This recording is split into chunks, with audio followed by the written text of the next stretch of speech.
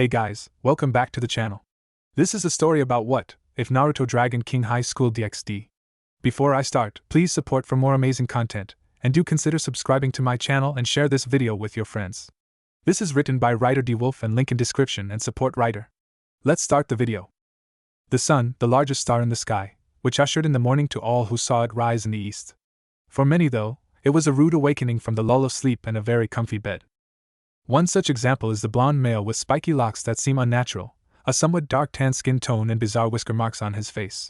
As the sunlight gleamed into his room, his eyes fluttered, exposing his sapphire blue eyes to the world before shutting them in an attempt to deny the reality of daylight. "Oh damn it, it's already Monday, I hate Mondays," the blonde said as he rubbed his closed eye with his arms before swinging his legs out so they landed on the cold wood floor. "May as well get it over with, it's just another day." Standing up, the blonde made his way to the bathroom and turned on the shower after disrobing himself of his nightwear. The hot water cascaded down his body while he lathered and washed his hair and his body. "I'll have to go to that signing this week. I think more girls are appearing now that I have the alternate series though. Who knew an actual werewolf story with well-developed and realistic girls would survive in this market? Then again, how many of those books are Yuri now that I think about it? Still, whatever helps give them power and confidence." The young man's ramblings went unheard by others, as there was no one else in his house, despite it being a house made for a family. He got started by putting on his black pants, white shirt, with orange tie along with burnt red jacket over his shoulders. After that he made his way downstairs and got started on breakfast, making some onigiri, potato salad and taco sausages as well as tamagoyaki for his bento too. He ate his soup and fish in peace, giving thanks before and after eating. Washing his plates, he picked up his briefcase. "I'm heading out," he said to himself, locking his door behind him and out his front garden, proceeding to make his way to school. X Co-Academy. It was his workplace for the past year or two. It was a now co-ed academy for many young students. He taught a number of interesting students in his class. English was fun to teach, especially after learning most languages in the world anyway. It was rather cute seeing some struggle and having him come over to help them, not that the girls in his class went too crazy and fangirl over him. That had been a problem a few years ago, not as much now that he changed his appearance with a thick pair of glasses that hid his deep blue eyes. Although with most of the guys giving him glares, he took pleasure messing with them out of class or turning their attempted pranks back on them. Be it a spitball reflected back into a boy's mouth or placing a tack on his chair with a comfy pillow. His colleagues thankfully were all okay with his natural blonde hair. He used his old excuse of having had American parents. There had been a few schools that couldn't seem to get past it.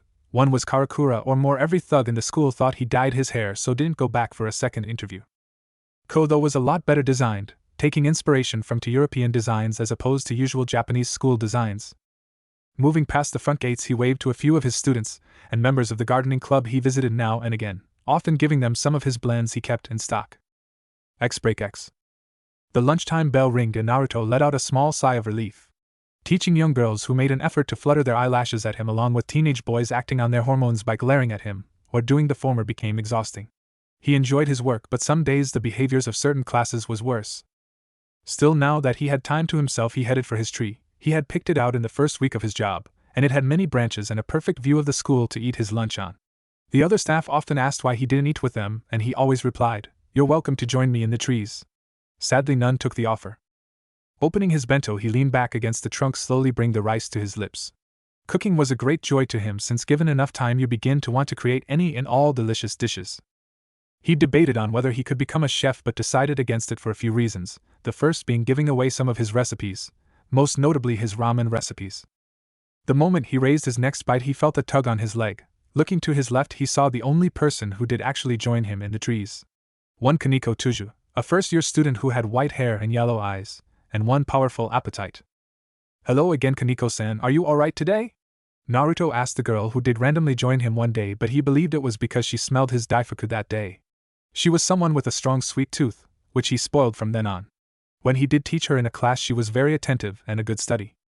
"I am well, what did you bring today?"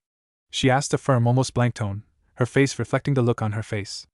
Although the amount of time he'd spent eating lunch with her meant, Naruto had noted the subtle emotions of the girl. "Taiyaki, enjoy, Kaneko-san," Naruto said, pulling out the bag of the fish-shaped treats from seemingly nowhere. The girl grabbed the bag with speed and pulled out the sweet and sunk her teeth into it. "Are your studies going well, Kaneko-san? No problems with my homework?" "It is fine, my friends don't mind the work you give them either." It was no surprise that Kaneko had friends. Less surprising was that being the unofficial school mascot was friends with some of the most popular girls in Co-Academy. Good to hear. I'd hate to be putting too much work on my students, at least those that don't deserve extra. Such like Issei-san. Naruto shook his head as he ate his chicken. One of his other student who Naruto had been tutoring on occasion after his parents requested, this a result of one report card for the boy. Sadly, Issei was possibly one of the most perverted teenage boy he'd ever seen. And there had been a lot of those. The pervert one of the three. Yes, it was well known that Issei was part of a trio of boys who always got into trouble for perverted acts, which usually Naruto himself ended up spoiling for them by either reporting them to the girls they were peeping on or taking things into his own hands. Issei still flinched whenever he saw a leak.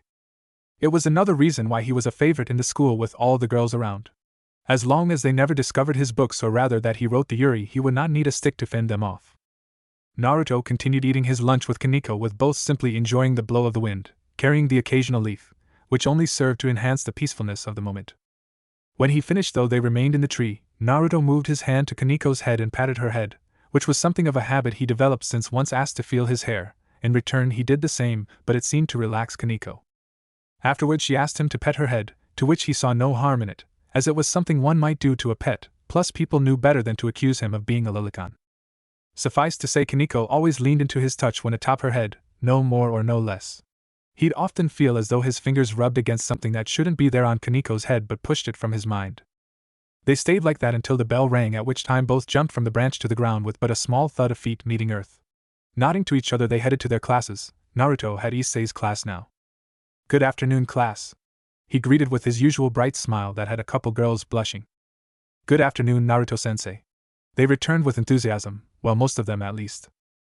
"Okay, class, please turn your book to page 91. Himejima-san, could you please read the passage out in English for us? Everyone else please note down her words in English as Himejima-san translates for us." "Will that be alright, Himejima-san?" he asked one of the school's two great ladies.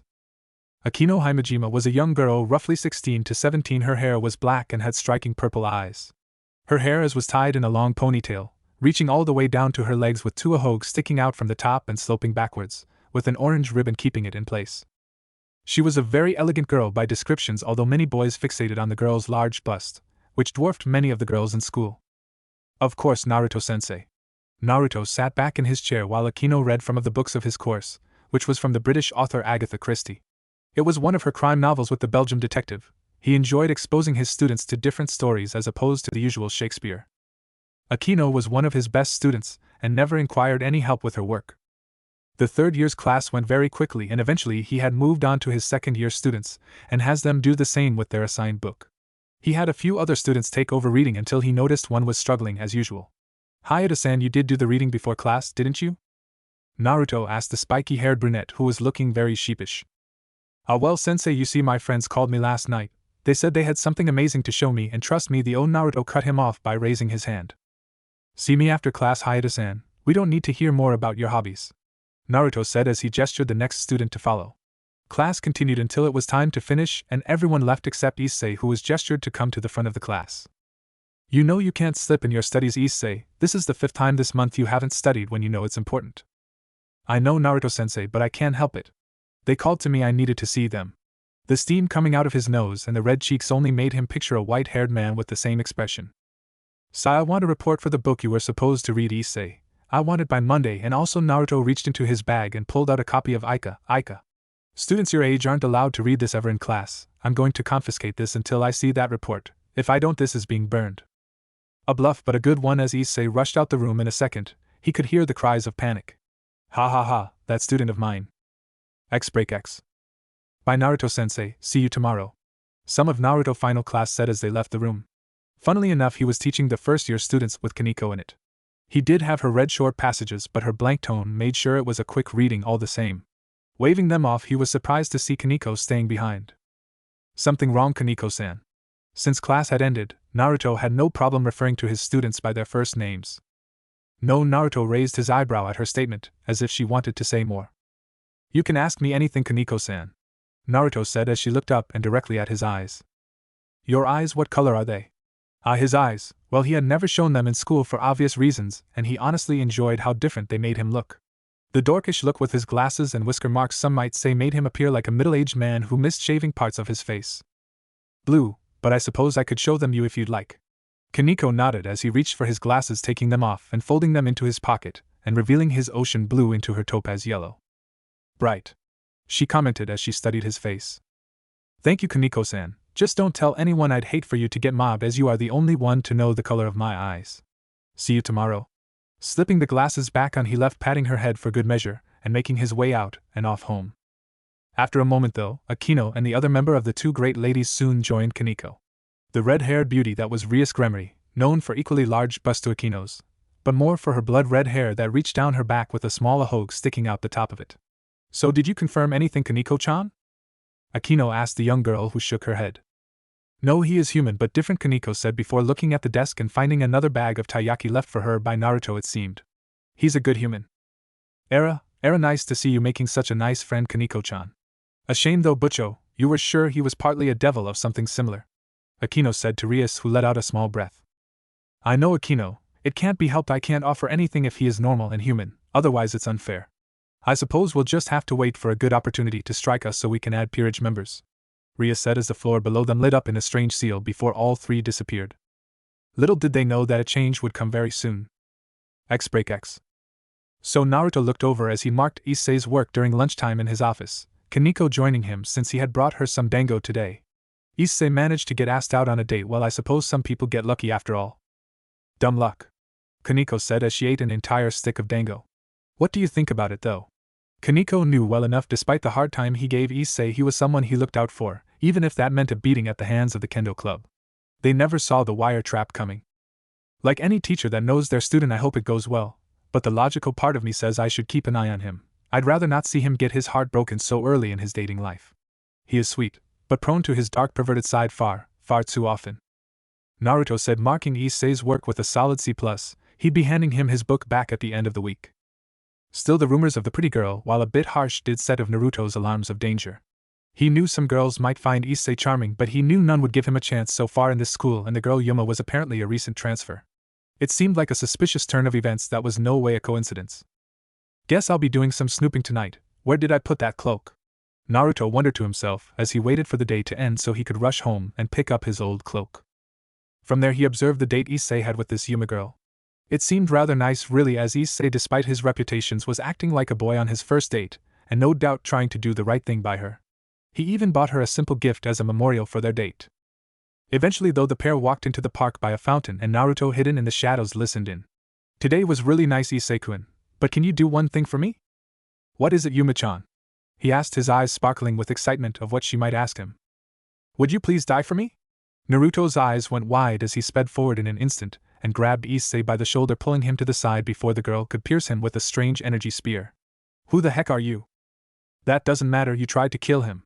I had hoped you asking him out was genuine, but it seems you did, as I sadly expected, Naruto said, shaking his hooded head, turning to the shell-shocked Issei.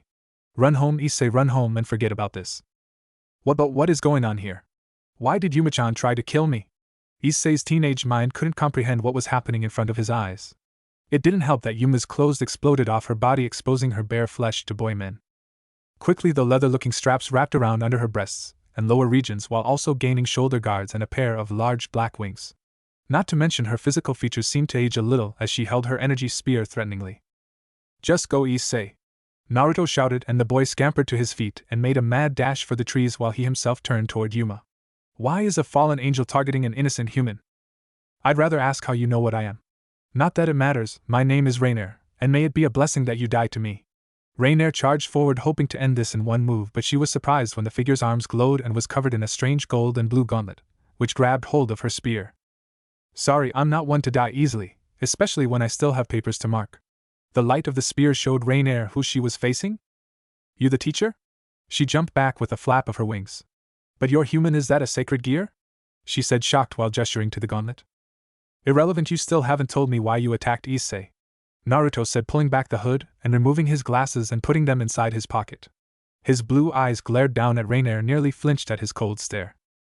And I won't bother, as there is no point. Once you're dead, he'll be next, Rainier said as she prepared to attack again, but a loud scream was heard and Naruto turned his head and, ignoring Rainier, rushed to the origin and found Issei being impaled on a larger spear of energy than what Rainier had. There we go, glad I decided to tag along, the other fallen angel said with short brown hair and young face. Loki, what are you doing here? Rainier said, flying over the top of the trees. The fallen angel who bore the name of the Norse god stood in front of them with his short brown hair and single pair of black wings like Rainier. Well, I was bored watching, so decided to help you out. Don't worry though, he suffered a lot. The man named Loki said before he felt a large pressure press down on his shoulders. You killed my student, now you just pissed off the wrong man, scum. Naruto said, his body shaking as he lifted his hand and snapped his fingers. In an instant a ripple in the air appeared and a sword handle appeared which Naruto tugged on, revealing a large broadsword. The fire! He called out, to which blue flames engulfed him. What the? You said this teacher was human, Rainier? Loki said, panicked, trying to take flight, but found Naruto before him in that split second just as the blades severed his wings. I was human, scum. I have been maintaining that identity for many years, but seeing as how an innocent has been killed over nothing, I have to take things into my own hands. Hope you don't have regrets. Naruto lifted the blade and decapitated the fallen angel in one swing, the body turning into particles of light once the head hit the floor. What are you? Rainier asked, shaking with fear. Naruto looked at his with eyes that bore through her soul, worse than anything she'd been forced to bear before. Leave, you don't have eyes like his, you didn't want to kill him afterwards, despite your claims. Leave now and you keep your wings, fallen angel. Rainier, not being an idiot, decided to fly away from whatever monster the teacher was. Releasing the blade that dispersed into golden dust, Naruto kneeled down to Issei, who was choking on blood as he struggled to stay conscious. I'm sorry, Issei. It seems as though heaven and hell have come too close to us both, far closer than I should have kept it for you. Naruto-sensei, Issei seemed to mutter, seeing the blue eyes of his teacher just before they began to close. Issei, Naruto whispered his name before laying him against a tree trunk. He proceeded to cry out in anger at the rapid turn of events and death of his student. Once more I see eyes that call out my name before death. I wish to leave that behind. As Naruto collapsed against the tree opposite, he noticed something appear from Issei's pocket. Is that? From the paper a large seal appeared on the floor and a figure appeared from it, Rias Gremry in all her glory, only with a pair of dark bat-like wings behind her. Sigh, I wish I didn't have to come to this, but I suppose I can bring him back. She sighed, focusing on Issei, placing a pawn chess piece on his chest, but quickly found she needed all 8 of her pawns. Within a second, Issei's chest started to rise and descend with the intake of breath after healing at an inhuman rate. He must have a powerful gear to cost all 8. Maybe. Rias' eyes widened as she turned to the second person there. Naruto-sensei, what are you doing here? Rias asked the man who had watched her resurrect Issei. She wondered how quickly she could subdue and erase his memories. Trying to protect my student, failing, and then killing the fallen angel scum who killed Issei. Naruto said, clenching his hand before taking a deep breath and let out a long breath, his anger fading now since Issei was now alive. You killed the fallen angel, are you a devil as well, Naruto-sensei? Rias asked, questioning how someone slipped through their senses so well. Even Kaneko had claimed him to be human. No, I'm no devil, trust me on that. He scowled for a moment before turning to Rias. When you take him home, go to the large one opposite his. I'll be waiting to explain everything. Naruto said as he disappeared while his body turned to golden dust. What was that? Rias asked aloud to herself, trying to make sense. One thing was for sure, she was calling everyone if she was going to talk with the mysterious teacher. X. I never imagined Naruto-sensei would live in such a large manor. I expected him in something a little more modest. Kiba, the blonde prince of Ko, said next to Rias, Akino and Kaneko as they walked through the gates of Naruto's large home that looked like a traditional Japanese home. Rias knocked on the door and in a moment Naruto appeared in a shirt and slacks. His glasses were also absent. Your peerage makes sense, come in and take a seat, you'll be here a while. Naruto said, gesturing them all to follow despite the term he used for them, setting them on alarm. He took a seat at a large table where each sat around Rias. I guess I'll start off saying I'm not angel, devil, yukai, or anything you think I am. In fact, one of likely very few who still exist. Naruto said as he pulled out a book and pushed it toward Rias as she read the title. Campione e Campione! Rias shouted, shocked as she got to her feet, staring at her teacher, who calmly took a sip of his tea while pushing a plate of cookies toward them, to which Kaneko snagged 3. You're a god slayer? Yes, possibly the last one though these days. Naruto said, resting his chin on his hand. To Kaneko it was odd seeing him not so full of life in his mannerisms and actions.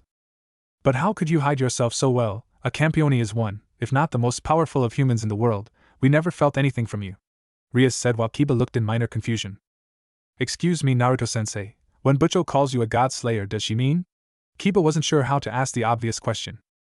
In simple terms, a Campione is someone who is called in when there are heretic gods, legends that have gone out of control and generally wreak chaos. However, there haven't been any in quite some time, and as to why you could never sense me, I restricted, if not completely blocked my powers for the last century. My body doesn't age, but it didn't matter, I lived a life I could enjoy.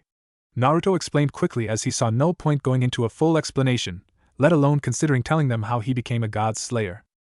Then why reveal yourself tonight? Was Issei-kun's death that tragic?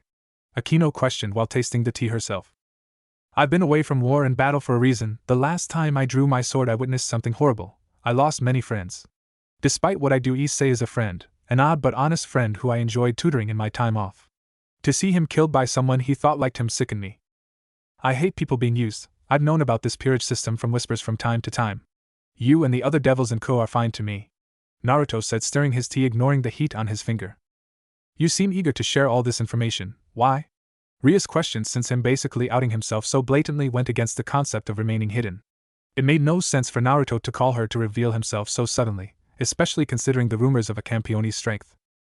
Simple. Now that I've released my locks on my power, all factions know a Campione still exists, and while they know very well not to do anything, I'll be expected to interfere with any serious battle from now on. After all, a Campione stands above humanity. Naruto snorted, remembering the stupid ideas when it came to his kind. So you wish to ally yourself with devils? Naruto shrugged at her question. I have to inform my brother, he is one of the 4 Satans. Am I to presume that Lucifer no longer is a ruler? Naruto asked while under the table his fist clenched. No, all 4 of the old Satans have been replaced in the Civil War. But will you be willing to meet my Oni-sama at some point, Naruto-sensei? Rias asked while Naruto got to his feet and went to a dresser and pulled out a necklace with a spiral-like design on the sapphire jewel. Here, it's my seal as a Campione, take it to him as proof. I'll meet with your brother and see how far devils have improved since we last met. Naruto moved to head to his stairs. There are spare beds to use if you so wish. I'll be up in the morning for normal school days. I expect the same of the rest of you. Good night. Naruto ascended his stairs, leaving the others to themselves. Butcho, are you going to involve your brother and the other Satans in this? Akino asked, a little relaxed now that Naruto had left them room. His presence made her body tingle, not to mention his eyes as well. Rias stared at the sapphire jewel in her hand. Yes, like it or not, this represents something very big. I'll contact him soon, but I think it's best we try and get to know Naruto-sensei better. I don't think he's had good dealings with devils in the past, Rias said before looking up at her peerage. But we will change that, and having someone like him as an ally will be a great boon, even if he seems strained from watching Issei-kun die. He'll be fine, he's stronger than we believed, Kaneko said as she finished the last cookie and headed up the stairs. She'd have her familiar bring her a spare uniform for the morning. Indeed he is. Let's hope we can be a true friend so that his strength is never directed at us, Rias said as she and Kiba went to find a room of their own to sleep in. They had been offered after all. In his room, Naruto sat staring out the window before opening his beside drawer and pulling out an album. I hope I can trust them a little. This will be a big change for both of us. Yet this could end up a good thing. I might be able to see your daughter sometime soon, Ibu. I just wish you were still here. Naruto looked at a page where he and a red-haired man smiled, while a blonde-haired woman with fox ears smiled in between them. X break X. Naruto mumbled a tune in his mouth as they made breakfast for his guests. Now a little more calmed down, he felt a bit better than he did last night. Memories of old times hung in his mind last night, and they were never present to relive. Era, you cook, Naruto-sensei. I thought Kaneko-chan was telling a lie, Akino said in her clean uniform. I've lived on my own for some time. Cooking became a pleasant hobby. I make various dishes from all over the world after visiting them along my life. Naruto placed the pancakes on the table with blueberries, syrup, chocolate chips and strawberries. Help yourself, Akino-san. Taking her seat, Akino added some blueberries to her breakfast. Kaneko should have shared some of her treats. I would have liked to have tried this earlier. Akino smiled to herself. I doubt she'd share. I get the feeling she likes my cooking too much, Naruto said, preparing his bento and some dorayaki with anko filling. I'm happy to share a few of my recipes if you are interested, Naruto offered, not seeing the girl's grin grow. It wasn't long before the rest of his guests appeared, all following the scent of food on the table. Kaneko piled her plate and tucked in while Naruto placed his glasses back on. He needed them for securing his safety from fangirls. Why do you hide those eyes, Naruto-sensei? Rias asked while nibbling on her current pancake. I mean, we already know what they look like now, why did you put those back on? Fangirls, experience showed me that too many people seeing my eyes combined with my facial features leads to mobs of girls chasing me for much longer than should be possible. It's so much worse at events for my books. Naruto shakes his head while taking a quick cup of coffee. Books? What books do you write, Naruto-sensei? Kiba asked, curious over what book their surprising teacher might write. Figure that out on your own. I spilled enough secrets for one day. Finish your food and leave the plates by the sink. I need to head out to school, see you there. Naruto picked up his bag and moved to the door. The house will lock after you leave, so don't worry about that. Maybe I should try his method and wear some thick glasses. Kiba muttered to himself, since he likely had the same problem as Naruto did, or in this case would. Most girls already know what you look like though, plus I doubt you could properly pull off the look, Kiba-kun. Akino said, smiling as the blonde grimaced at the harsh reality. Maybe he writes erotic novels, Akino wondered aloud, not knowing she was utterly correct. It hardly seems like something he'd write.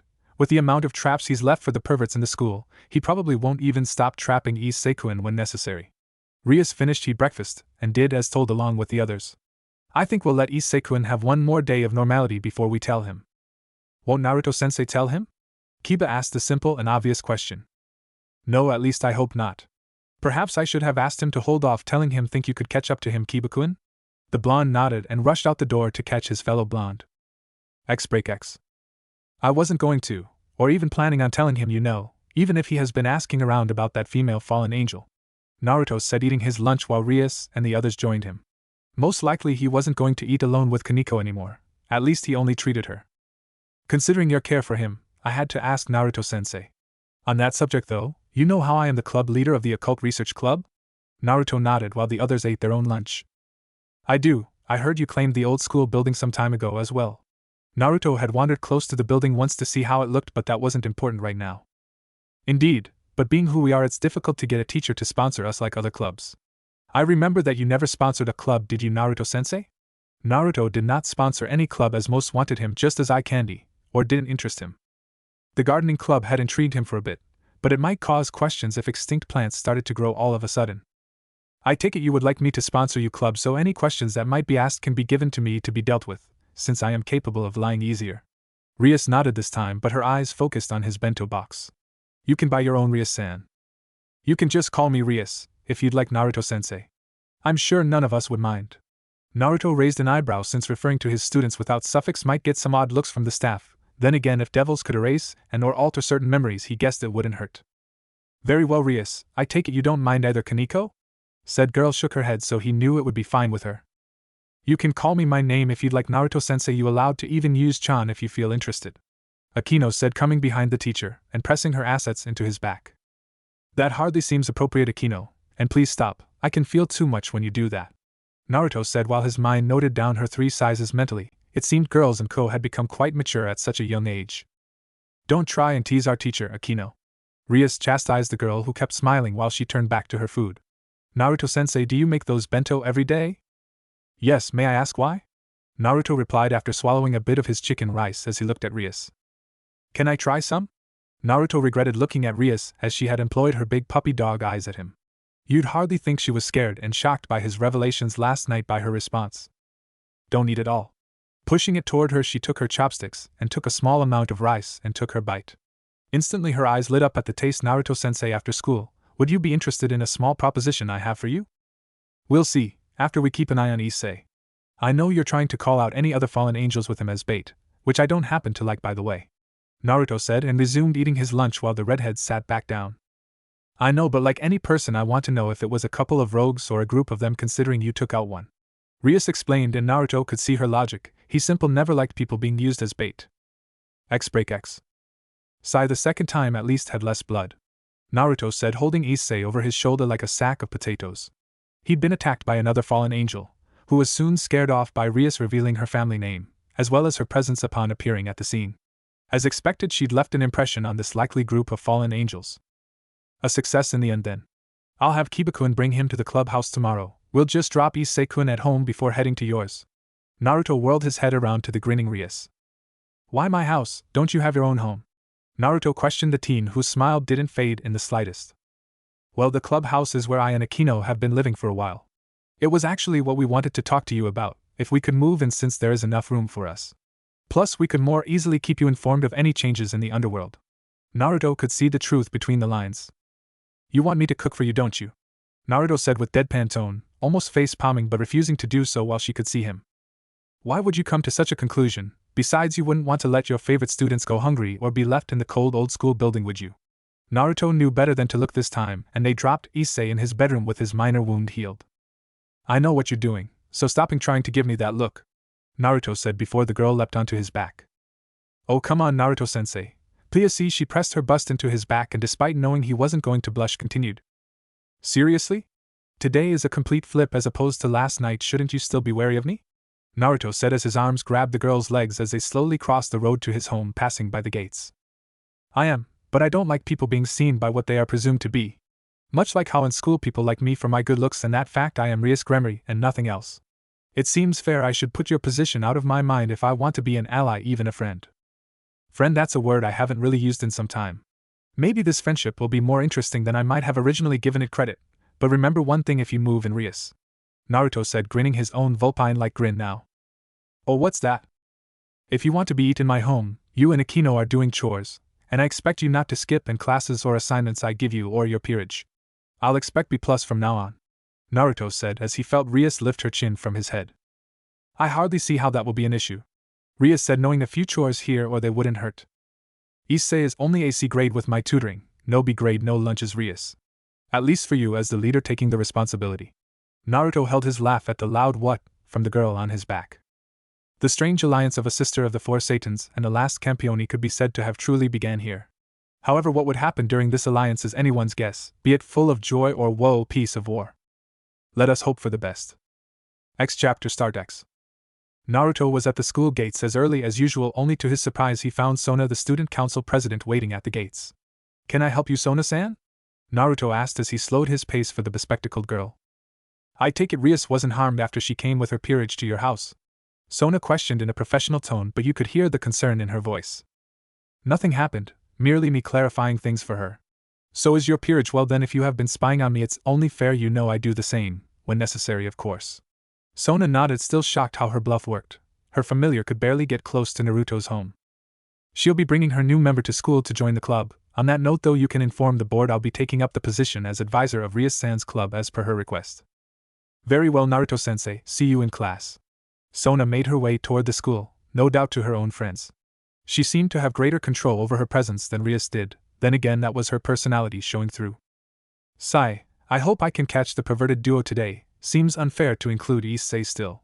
I need to prank someone though, wonder if the rubber duck can still scare them for months if I plan it right.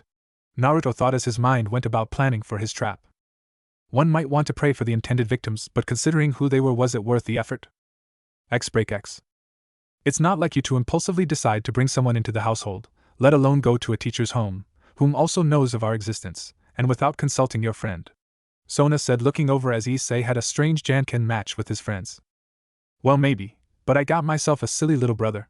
But in regard to Naruto-sensei, he is a lot more than I or any of us could expect. He means us no harm, but be wary before you confront him.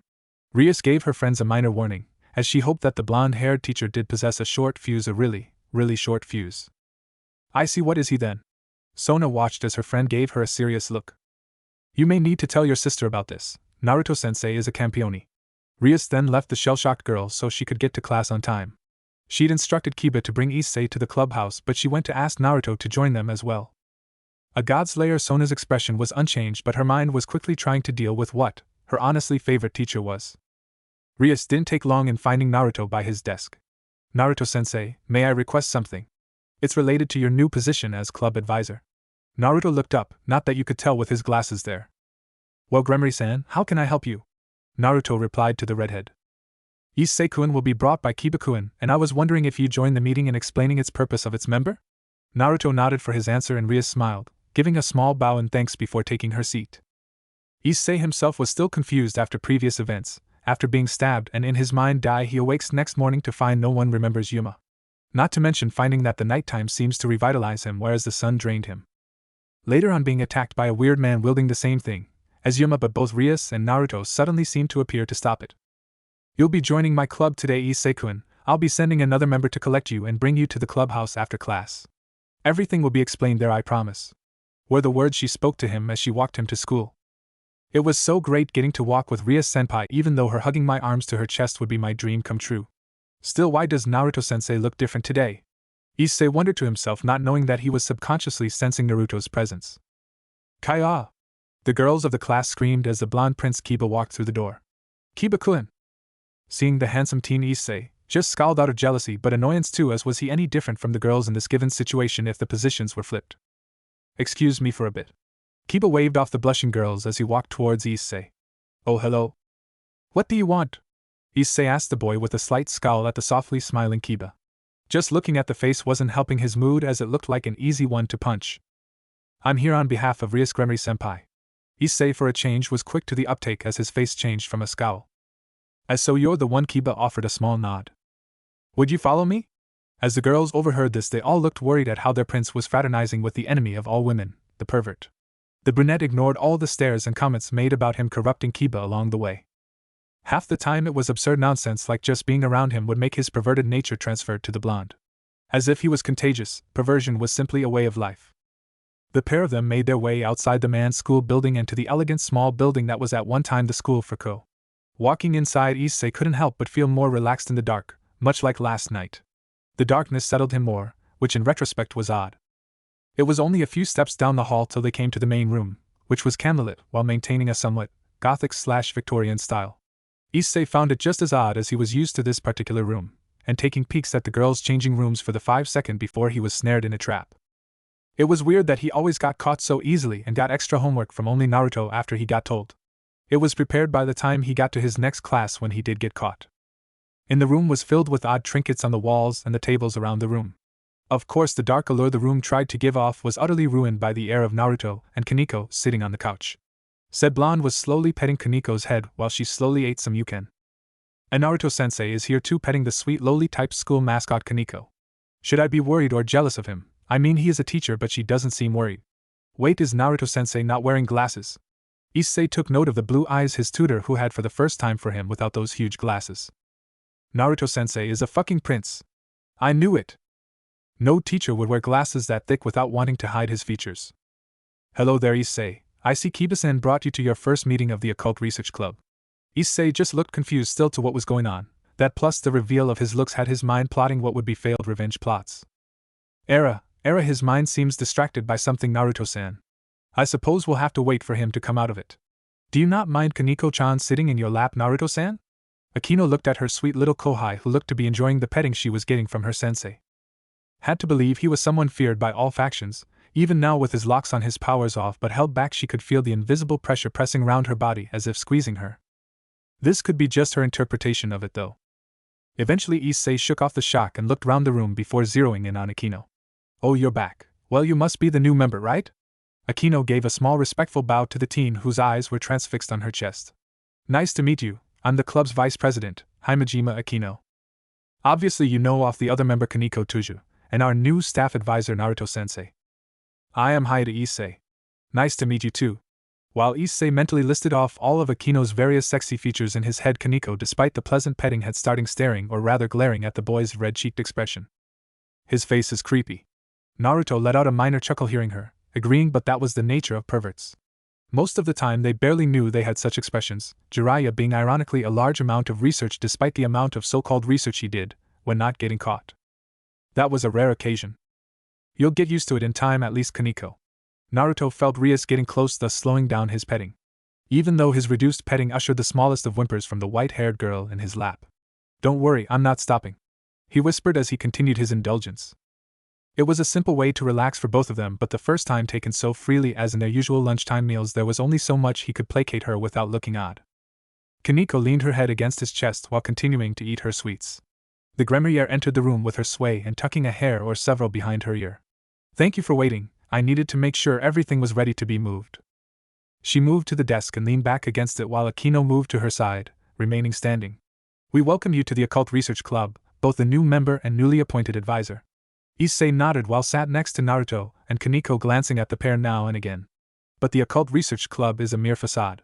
It's just my hobby. What do you mean? Issei asked, wondering what the club full of such beautiful girls, sans him and Kiba due to them being males, could be a facade for. To get straight to the point, almost everyone here is a devil, Rias said, crossing her arms under her bust. Almost everyone? And devils really? Issei's confusion was ignored as Rias decided to bust out the information he was seeking. The black-winged man you saw yesterday was a fallen angel. They are one of our two possible enemies as devils, the others being angels. Fallen angels are those who fell from heaven's grace and were cast out due to their lustful or wicked nature. As a result, the fallen angels descended to hell to try and take it for their own. Issei tried to understand what was being said, but being a teen whose usual thoughts revolved around nevertheless, Rias continued. We devils obtain power through making pacts and contracts to fill their desires for prices. Fallen angels attempt to kill devils by taking control of humans they find. On the other hand, though, God has his angels tasked with destroying both fallen angels and devils. The end result makes a three-way standoff. It has been like that for some time, yet at the moment there is a minor truce between all parties, so there is little escalation of activities. Looking over, Rias took note of Issei simply scratching his head while Naruto was paying no attention and just petted Kaniko's head, said girl, rubbing her head against his chest, and she looked very comfortable too. No way was she jealous of the attention she was getting from their handsome teacher. Do you understand everything I just told you? Naruto turned one eye to the boy, inspecting his expression. And not really. I mean, all this stuff about devils and angels plus fallen angels is really too much for a school student like me, Issei said with a small nervous laugh. Amano Yuma. Issei's expression instantly changed at the mention of the girl. Rias grinned at his attention being drawn to her. You remember her, don't you? You had a date with her after all. I have no idea where you heard that name, but please don't treat it as some occult phenomenon. Issei clenched his hand, being reminded of the girl who didn't seem to exist. Don't act out, Issei. The girl existed, I remember her from yesterday. Issei's head whirled round to Naruto, whose deep blue met his own. The girl was a fallen angel who killed you. But Matsuda and Motohama didn't remember anything. No one remembers Yuma-chan. Reaching into his pocket, Naruto pulled out a picture of him and Yuma leaving the school grounds. He'd taken it in case he needed such a thing for some coercion, but was simply evidence to the facts now. She used her powers, she erased her presence from their minds, memories, and recordings she'd created for her mission. Issei took the picture and started at it deeply, as if Yuma would just disappear from it. Her mission was to kill you, Issei, Naruto said, getting his attention away from the picture. Why would her mission be to kill me? Naruto poked a finger to Issei's chest. Because she believed you have something dangerous to her faction hidden inside you. Yes, and since you were killed, it was clear they discovered it was true that something was hidden. Rias piped in, not sure if Naruto needed to keep butting in on her introduction and explanation. I remember now. Yuma-chan talked about saw something. Issei tried to remember exactly, but it was still very hazy after getting stabbed and dying after all. A sacred gear. It's an unusual power that resides in certain humans. It is said that most of the great men in history possessed it. Akino added to try and alleviate some confusion, enjoying the cute spectacle of Naruto and Kaniko along with Issei's expressions. At times I have power so strong it can threaten devils and fallen angels. Raise your left hand, Issei. She instructed the boy, who did as he was told, now standing up too. Now close your eyes and imagine the strongest being that comes to mind. This is sort of Sutta. He was cut off by Naruto, putting Kaniko down onto the couch with a minor look of disappointment at the loss of petting. Naruto-sensei? Naruto raised his arm to Issei. It glowed for a moment before a black and crimson gauntlet appeared on his arm. This is an example of a sacred gear, Issei. If you're lucky, you might have something like this. Try to picture this in your mind and see if it changed when you follow your feelings. Naruto dispersed the gauntlet, while Issei scrunched his face in concentration. It was barely 10 seconds before he let out a sigh of defeat. No, I can't feel or see anything. He hung his head whole, going down to his knees. It can't be helped. We'll simply have to take it slow, Issei, and thank you, Naruto-sensei, for the demonstration. What was that gear's name? She questioned, very curious as to what he had. Figure it out. There will be clues if I use it. Darn, he seems determined to make us find out on our own now that he told his race. Now I suppose it's fair, but why can't he just explain?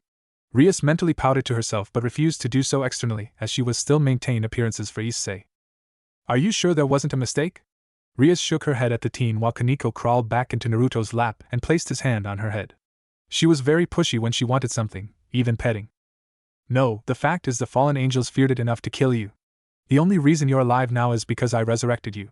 She picked up a small leaflet from the side of her desk. Do you remember this? The flyer I got while waiting for Yuma-chan. You summoned me from this before you fully passed on. To bring you back from death, you have been reborn into the household of Rias Gremory, daughter of Duke Gremory, an upper-class devil. You Issei are my servant devil. Rias flared her devil wings, and the rest of the peerage followed suit, despite one of them being very comfy where she was currently. You're all devils? Indeed, we're the same, except for Naruto-sensei. Akino said, smiling, while Issei turned his attention to Naruto. Then what are you, sensei? Naruto looked up at the teen and let out a small breath. I'm human, basically. But to put simply, as the class of, I am a god killer. Issei's mouth did a good impression of a fish hearing this. But that's me. You, on the other hand, need to accept your change into a devil, Issei. Upon saying this, the teen felt his own wings burst out his back and somehow not tear his clothes. In fact, none of the others' clothes seemed torn from the large wings popping out. Indeed, so welcome, Issei. Now let's explain how contracts work for us devils. Rias went on to explain how the flyers and leaflets she used and give out were how devils found clients to fulfill contracts and receive payments. They attempted to send Issei to a frequent client of Kaniko's via teleportation seal, but he didn't have enough power to support it, so was told to take his bike, leaving the rest in the room with Naruto. Although during the explanation Naruto needed to slap the boy's head when he discovered that if he rose in devil ranks he could take on servants who Issei questioned would they have to do anything, even perverted and erotic things if I asked them? Rias has said yes, so he was quite excited to be a devil now if his dream of being a harem king could come true. He had a long and likely very painful journey ahead of him before that dream was fulfilled, but it's got to start somewhere. So what are you going to do now, Naruto-sensei? Rias turned to Naruto, enjoying his tea that Akino provided. She had potential, it seemed, as a tea maker. I know you aren't going to explain that gauntlet you had. Is there anything you wish to discuss? How long until I meet with your brother? He said bluntly as Kiba and Kaneko had been called for contracts. His body language was closed off now more than when he was petting Kaneko. He'd said it's his first priority when he has time. Being one of the 4 Satans of Hell doesn't give him much time. But he did sound very alarmed when I explained to him you had appeared. He wanted to come right away. Naruto took a look at Rias, who rubbed her head. I take it someone kept him behind in hell? Not only is he a Satan, but he has his peerage to consider along with his wife and his son, my nephew. His wife is also his queen like Akino is. She's known as the strongest queen. She also helps Oniai-sama with certain behaviors. He at times can get very distracted. This had surprised Naruto. A Satan, by what he was hearing, was likely a laid-back or bizarre character. Maybe not as thoughtless, cruel beast of a devil he was used to when he had fought devils in the past. No need to think about that, it's behind me. If that's the case, I can wait to meet your brother. So do you and Akino-san still get requests to fulfill contracts? He was curious as to what exactly they had to do. Not so much Akino does a lot less, as very few are inclined to her particular tastes when dealing with men. A few do enjoy simply sitting with her and drinking tea. Kiba gets a lot of attention from young women, and Kaneko has a usual amount of contractors for her. You seemed very comfortable with her in your lap. Rias didn't know that Kaneko spent so many lunches with the blonde. Kaneko is my friend, we simply enjoy each other's company, that, and she likes to enjoy the sweets and treats I make her. To be honest, she reminds me of someone I used to know. I took note of her similarity the first class I had with her group. Naruto clicked his fingers and a golden chair appeared next to the couch, to which he sat and crossed his leg over his knee. Rias would admit it did give him a more imposing appearance, and his posture now exhumed power. It's likely how he used to sit for meetings. In her thoughts, Rias didn't take too much notice of the glowing mandala on the floor. Araitan! A long red-haired man shouted in a panic, looking round the room before spotting Rias before lunging for her. Riatan! Are you alright? I was so worried when I heard you were in trouble with a campione. Oniai-sama, you said you were too busy to come right now, Rias said in a panic while trying to push off her clinging elder brother. Naruto, while in a mild sweat drop moment, turned to Akino. Rias' brother is a Siscon, isn't he? Akino just smiled and added a small nod, which the spectacle went on in front of them. Another seal appeared underneath them, and from it a silver-haired woman wearing a maid uniform who went over to Rias' brother and pinched his face while pulling him from the now embarrassed girl. What do you think you are doing? You know that you are too busy to leave everything to check on your sister Sirzechs-sama. The woman gave the man a strict tone, but it was obvious how the two were to each other's. Just from their actions it was clear to Naruto this was likely Rias' brother's wife. But... The glare he got made him shrink a little before he looked toward the blonde in the room. Ah, sorry, you must be Naruto, the campione, nice to meet you. I'm Sirzechs Lucifer. The man's upbeat tone didn't completely hide the hidden respect given to Naruto. A pleasure, I'm sure. You appearing has certainly surprised me, Sirzechs-san. I was willing to wait if you were too busy with your life, as I have a lot of time on my hands. Naruto gestured with his hand to the gray-haired woman. Who might your wife be? The maid bowed her head toward Naruto in a very respectful low bow. Greeting, Campione-sama. I am Graphia Lucifuge, maid of the Gremory clan and queen of my king Sirzechs-sama. Did Rias tell you who I was already? Obviously, seeing the maid-like clothes, one might not immediately ask if she was the wife of the man-child Sirzechs was at times prone to be. No, I just know a good couple when I see one. There are subtitles that you can pick up on. And please don't refer to me by my title, use my name. My mother gave it to me for a reason. Naruto said, a little irritated as years of bullshit made him reluctant to use titles for people, be it himself or others. Very well, Naruto-dano, please forgive my husband for his actions. He's supposed to be dealing with other affairs, but as you can see he is quite prone to. She paused to slap the back of his head, moments of idiocy, especially where his sister is concerned. Understandable, if you are indeed busy we can arrange a meeting at my home later. Rias has already said she wishes to move in. Naruto smirked, wanting to see how the man would react. What? Riatan, what does he mean? You can't move in with anyone without consulting your older brother. What happened to the days we were so close? The man whined, tugging at his sister's shoulders, nearly shaking her. He offered it to us in my peerage. It's in a nice area and he agreed to cook Nissan. Plus it seemed wise to get close to him given his position.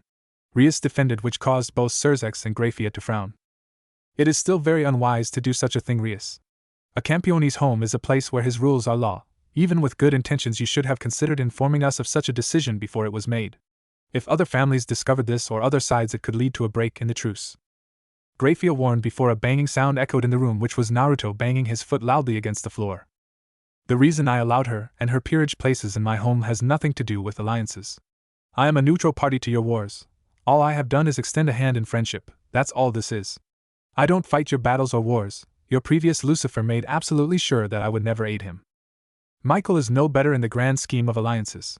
Standing up, the chair vanished, but a golden armor covered his body, making him look imposing to Sirzechs, who stood in front of his wife, channeling his own demonic power to push back what Naruto was releasing out to a degree. But few will see it that way.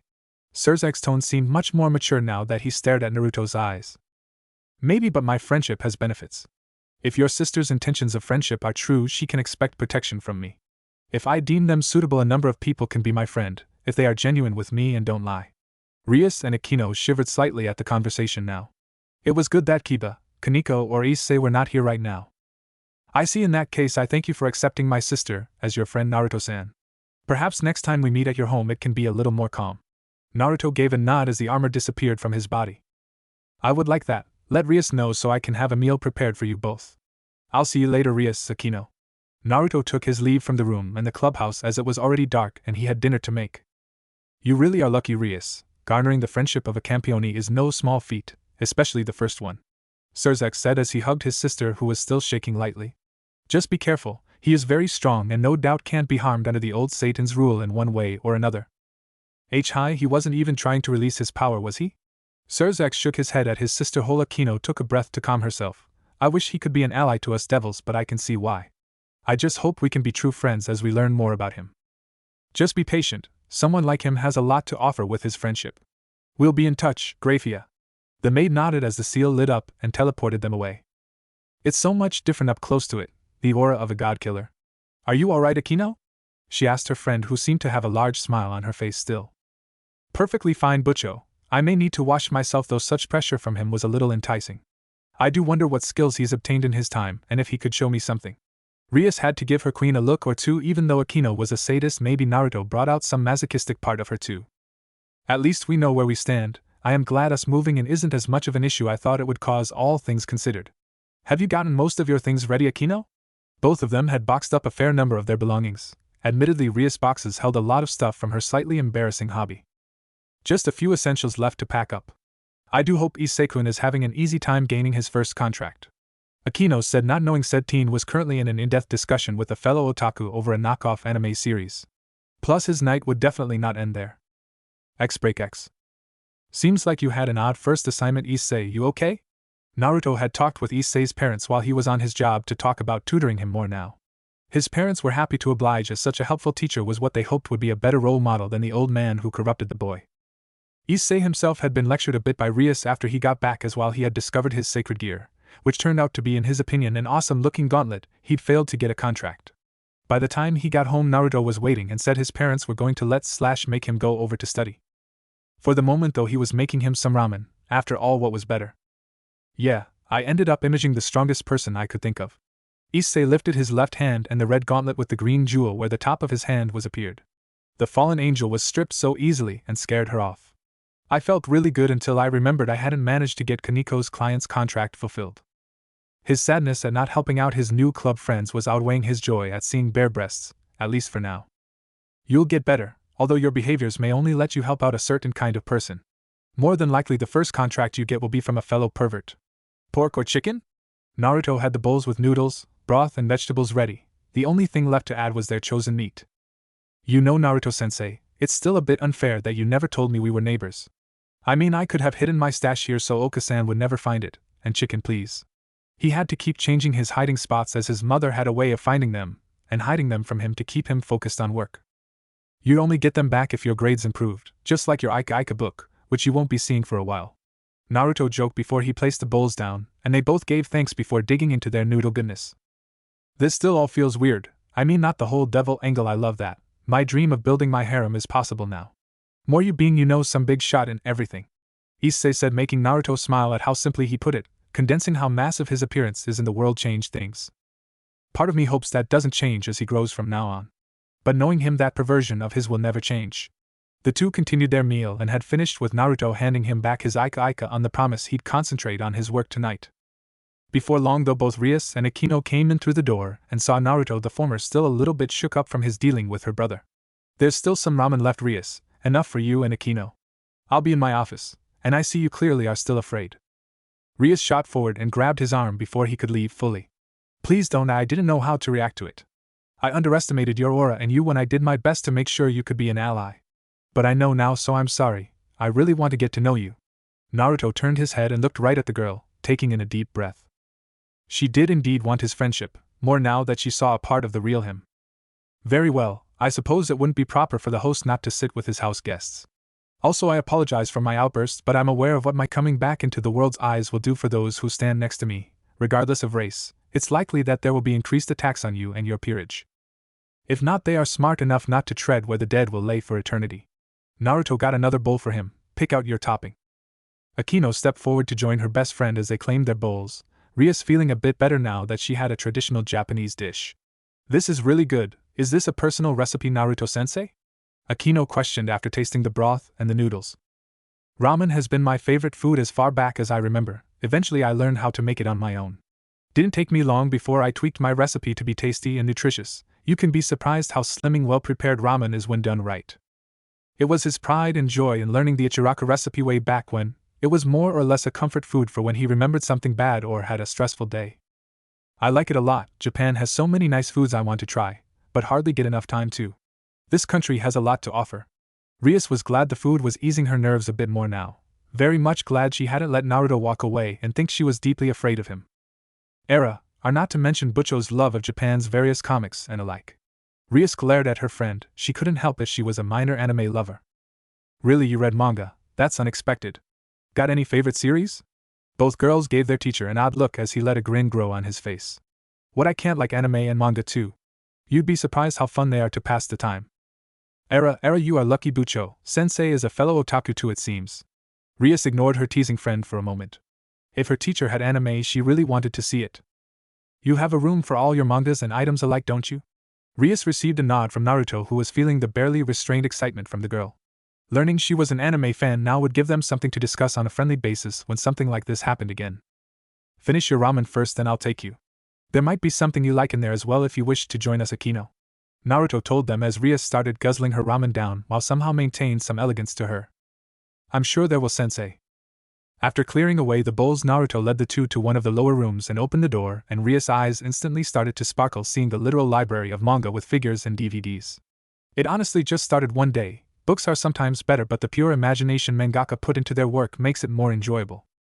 When their work got animated, it becomes a lot more, even perverted ones. Walking over to a large couch in the corner, he picked up a small plushie. Not to mention going to conventions lets you pick up a fair bit of swag. Can I stay in here from now on? Rias jokingly asked. At least he hoped she was joking. This was his anime cave and there was hardly room for a bed and wardrobe. He needed any extra space for upcoming series. No, you already picked your room. But books and comics are meant to be read, so feel freely to take one now and again. Just be careful, some are first editions from when they first came out. Also make sure you're not listening now, are you? Naruto felt a sweat drop develop as Rias was going around the room look at the different series she could read. She's lost to us for now, Naruto-sensei. Yufufu Akino giggled at her king's behavior but spotted something out the window. Naruto-sensei, what's that in the back? My garden. Seeing how this one will be deciding for a few minutes, if we are lucky I can show you it. Do you garden at all, Akino? The girl shook her head as Naruto led her to the glass door, which was a lot stronger than any burglar would ever believe. Sliding it open, Akino was treated to the sight of a glorious moonlit garden. It takes a lot of work to care for all of them, but worth it in the end. So not unlike being a teacher, caring for all his students. Akino looked down at the unnatural blue roses. How did you manage to grow these? Time and effort. My green thumb let me grow all sorts with great success each and every time. I had to alter a common rose though, so as a result it has much deadlier thorns. Reaching, he grabbed the rose and plucked it, although if Akino wasn't focusing on how his hand easily grabbed the thorns with no blood, she'd notice another rose instantly grew in the space the former was plucked. But I'm no stranger to pain. I give those boys enough of a hard time at school. I doubt they'd last long if I turned up my pervert-catching methods. Akino felt her grin grow a little more at how forceful Naruto sounded when he talked about punishing those perverted boys. She'd seen the traps on occasion and how tight the wire was around them. Still, I may need some help if things get too busy. Think you'd be interested to learn how to grow your own tea leaves, for example? Well, I'm used to finding the odd leaf now and again when I lived in my former home. What harm could it do? Naruto smirked as he pulled out a knife from nowhere and went over to some tea plants and cut off some leaves. What tea is that? Something that shouldn't grow in my garden, but this Akino is Darjeeling. He enjoyed the small gasp as this kind of tea you would usually find on the dangerous slopes in Nepal. Like I said, great success each and every time. I grow them because I can, but if you can use it for your tea, go ahead. I have some tea guanyin too. Era, you seem to be spoiling us now, Naruto-sensei, she said as she took the leaves and pulled out a container from nowhere herself. Darn female hammer spaces. Oh, this isn't spoiling. This is catering to my house guests' likes, or should I call you tenants? Anyway, you know if I was spoiling you and you'd not be able to stop me, simply because I wouldn't let you. His feral grin, Akino would swear on her new tea leaves, made her toes curl in excitement. I may not even attempt to resist if I'm ever that lucky, Naruto-sensei, Akino said as he waved her off, walking back inside. A man like that, I might keep him if Bucho doesn't take her chance. Akino thought to herself while letting out a small giggle. Rias herself had her own thought though. So much to offer, but I still wish I could add him to my peerage. I could be as affectionate as I want, even if Naruto-sensei won't be so easily taken in by my looks, unlike Issei-kun. I hope he can help me with that when the time comes. Rias collected her manga to read before bed and headed to her room, which was the opposite of Naruto's, as luck would have it. Laying on top of her new comfy bed, she only wished that her new friendship with her teacher would grow for both of them and her peerage. She wanted to make sure he wasn't alone now, mainly because he was who he was. Despite everything she had heard and seen already, Naruto-sensei was still Naruto-sensei. In Naruto's room, he put on his sleepwears and slipped into his bed, lying on his back with hands behind his neck. All of them, they are pretty good to have around. It's been a while since I shared my garden or my collection with anyone. It'll be nice to talk about it. Letting his thought drift away for now, he focused on what he'd like to do for them if anything bad came up. Knowing Issei, he'd get himself into some kind of trouble that Rias might have to stay out of. I'll just have to wait and see what life holds now in my deck. At least I can look after them as a teacher and a friend now. Kaneko will be happy with all the snacks I'll be able to make her now, I bet. Closing his eyes, he let the flow of the world enter him like he did long ago as the markings of the sage appeared over his eyes. It still feels wrong to use Senin mode. The cycle has even affected the earth herself. Still, I can still feel them in the city. I'll need to find them tomorrow. If Rias is right, they likely have a plan, and I was known to fuck up any villain's plan back in the day. Hakurama. He was as always met with silence. I guess old habits die hard, even to this old fox. Naruto let sleep take home and his dreams flow though for this night. X chapter start X. Ring, ring, re-click. Naruto hit the button on his alarm. He wanted to get a more entertaining one. However, experience told him this wasn't possible, or more accurately, the large number of broken clocks kept him from buying new ones. Time to get up. Unlike many people, Naruto was very used to early morning. Being a teacher only helped with having to get to school early. Even more so now that he had breakfast and lunches to make. Heading to the showers, he got started with his hot water. However, halfway through his shower, he heard the door open and he looked over his shoulder. There by his door and absolutely nothing was Akino looking at his wet body. Said girl was looking over all his body's scars, especially the large one on his right side. A body forged from wars and battles, a testament to his title but more telling of whom he was. Either take a picture or take your shower, Akino. The blunt words snapped the girl out of her moment of deep thought as the blonde turned his attention back to his own cleaning. Completely ignoring the lustrous body of Akino from her silk-like hair to her generous, as well as, massive bust and below. That is a surprising reaction. Taking his offer, she joined him in the quite large shower, which looked to fit maybe 4 people, plus it was fully stocked with shampoos, conditioners and shower gel. Any reason you are up so early? Naruto asked, focusing on only his body and nothing else with his eyes closed now. The less he saw, the less teasing the girl would try, and she seemed the type to do just that. I wanted to catch you cooking breakfast and help you with it. I'm used to early morning on occasion, not that catching you in such a state was my plan, of course, you fufu. She giggled as she started the arduous task of washing her hair. Naruto just shrugged to himself as he rinsed his hair of his own shampoo. He'd gone for coconut today. Don't make a habit of it. I hardly think any rumors of you seeing my body will go over well with any of the school staff. Issei too, now that I think about it. or I wouldn't dream of spilling any details of what I saw. Although I might guess few would believe the kind and helpful Naruto-sensei had scars like these. Her fingers reached for his back and traced a large wound. That, and you have your devil memory tricks too, plus I don't mind the scars. Helps me put things in perspective from time to time. Naruto and Akino continued in silence, the teen taking as many mental pictures as she could. Even if she couldn't properly tease him right now, she had time to prepare. Exiting the shower, she watched his body steam and dry before he put on his boxers and pants. She got dried off too and followed him downstairs to find him cooking already, no doubt from a speedy dress. She was nearly, bordering on sorely, tempted to pout like Rias would if you touched her things. Already she could see the bentos all ready and Naruto, he was tasting the soup. It didn't take long for a slightly groggy Rias to join them downstairs, her hair still in need of a little brush.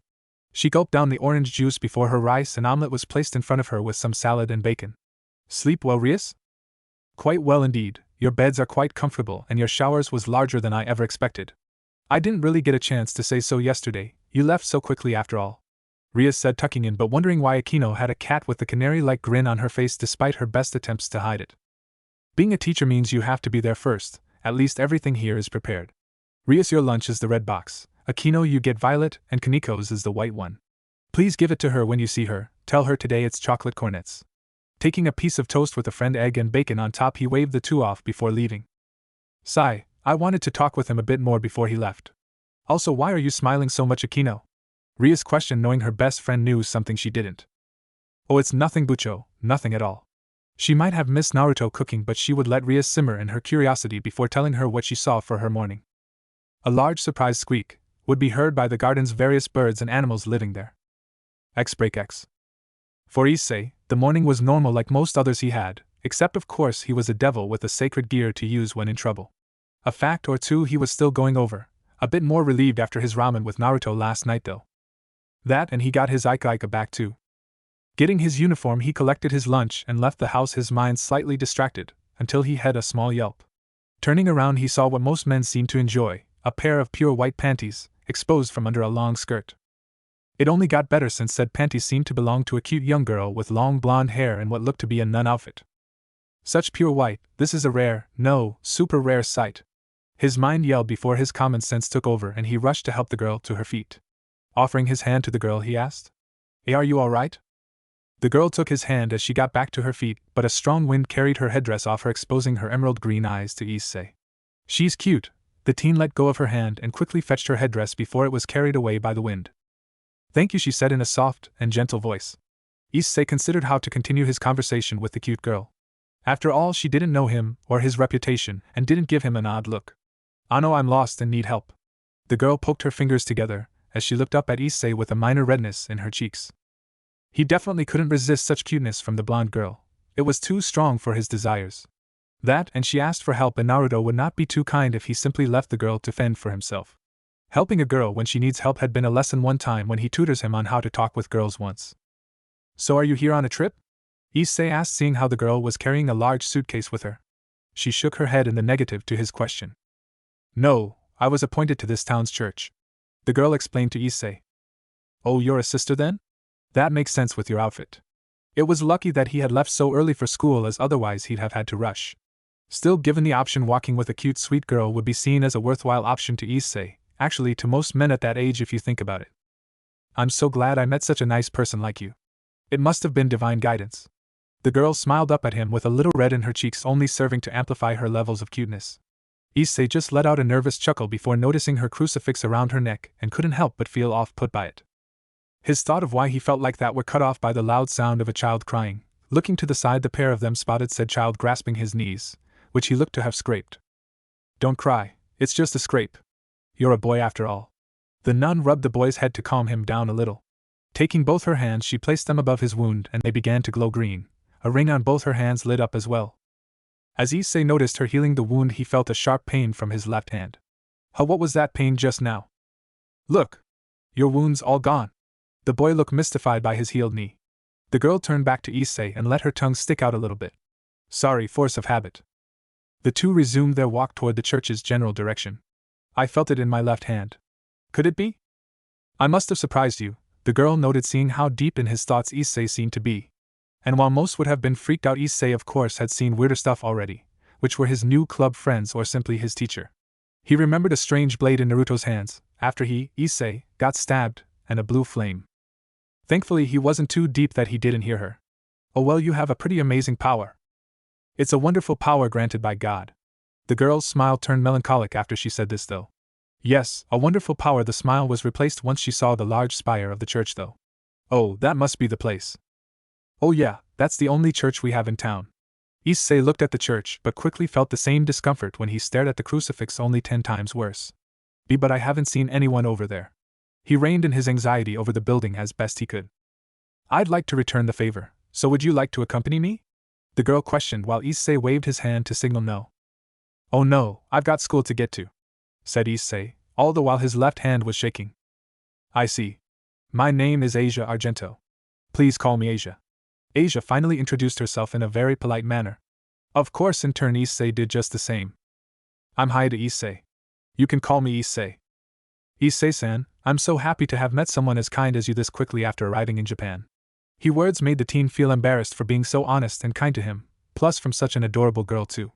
Please visit the church when you find the time. Promise me. Yeah, okay. He nodded before turning for his way back to school. See you around. Yes, I hope so. X. So you started your morning by walking a sweet young nun to the church before you realized it's not the best place to go ever as a new devil. I guess you wouldn't know. I take it your usual behavior concerning women didn't pop up, right? Naruto asked Issei during their lunch hour, since he had his class before the break. He'd asked what he'd done before school as he had spotted Rias talking, lecturing to him. Well, she seemed to sweet Naruto-sensei, even if she did flash her panties. I didn't want her to see me staring too much at her. Plus she's a nun too, so it seems worse now. Issei said, rubbing the back of his head while Naruto lowered his glasses a little. Too cute then? Issei just nodded furiously at that. I guess one step forward with that behavior. As he finished his sentence, the girls all arrived in the room, Kaneko taking her new spot on his lap. He honestly didn't care about how any teacher saw him. Both he, Rias, and Sona would be able to simply hypnotize anyone who tried to bring it up anyway. Hello girls and Kiba, you all okay? We are perfectly fine, Naruto-sensei, although Bucho is upset with you after this morning, Akino said as the red-haired girl glared at her friend and then Naruto. What reason does she have to be upset with me? Akino let out a small giggle to herself, which told Naruto everything. Really, you told her that you walked in on me in the shower? Ofufu, I didn't see the harm. She asked me why I was so happy with myself. Kaneko looked up from her sweets to Naruto's face. I don't see the issue. Akino just perved on me and sharing showers doesn't bother me, no matter who's in it, Naruto said simply as he continued eating his own food while petting Kaneko, who relaxed a little and returned to her own food. Wait, does that mean you got to see Akino-senpai naked, like bare-breasted naked Naruto-sensei? Issei asked with steam and a little blood coming out of his nose. I don't like that look on your face. Kaneko added to the conversation, making Issei feel like the sweet, quiet girl had punched him brutally and excruciatingly. Well, I suppose he did, but he seemed to turn away from me, without a single care. But he was naked too, so it was fair game. Are you really okay with sharing? Think we could do it again, Naruto-sensei? She started to lean in close to his face, but he cut her off by filling her mouth with his beef cut, which had her eyes sparkling and now very distracted with trying to discern the flavor.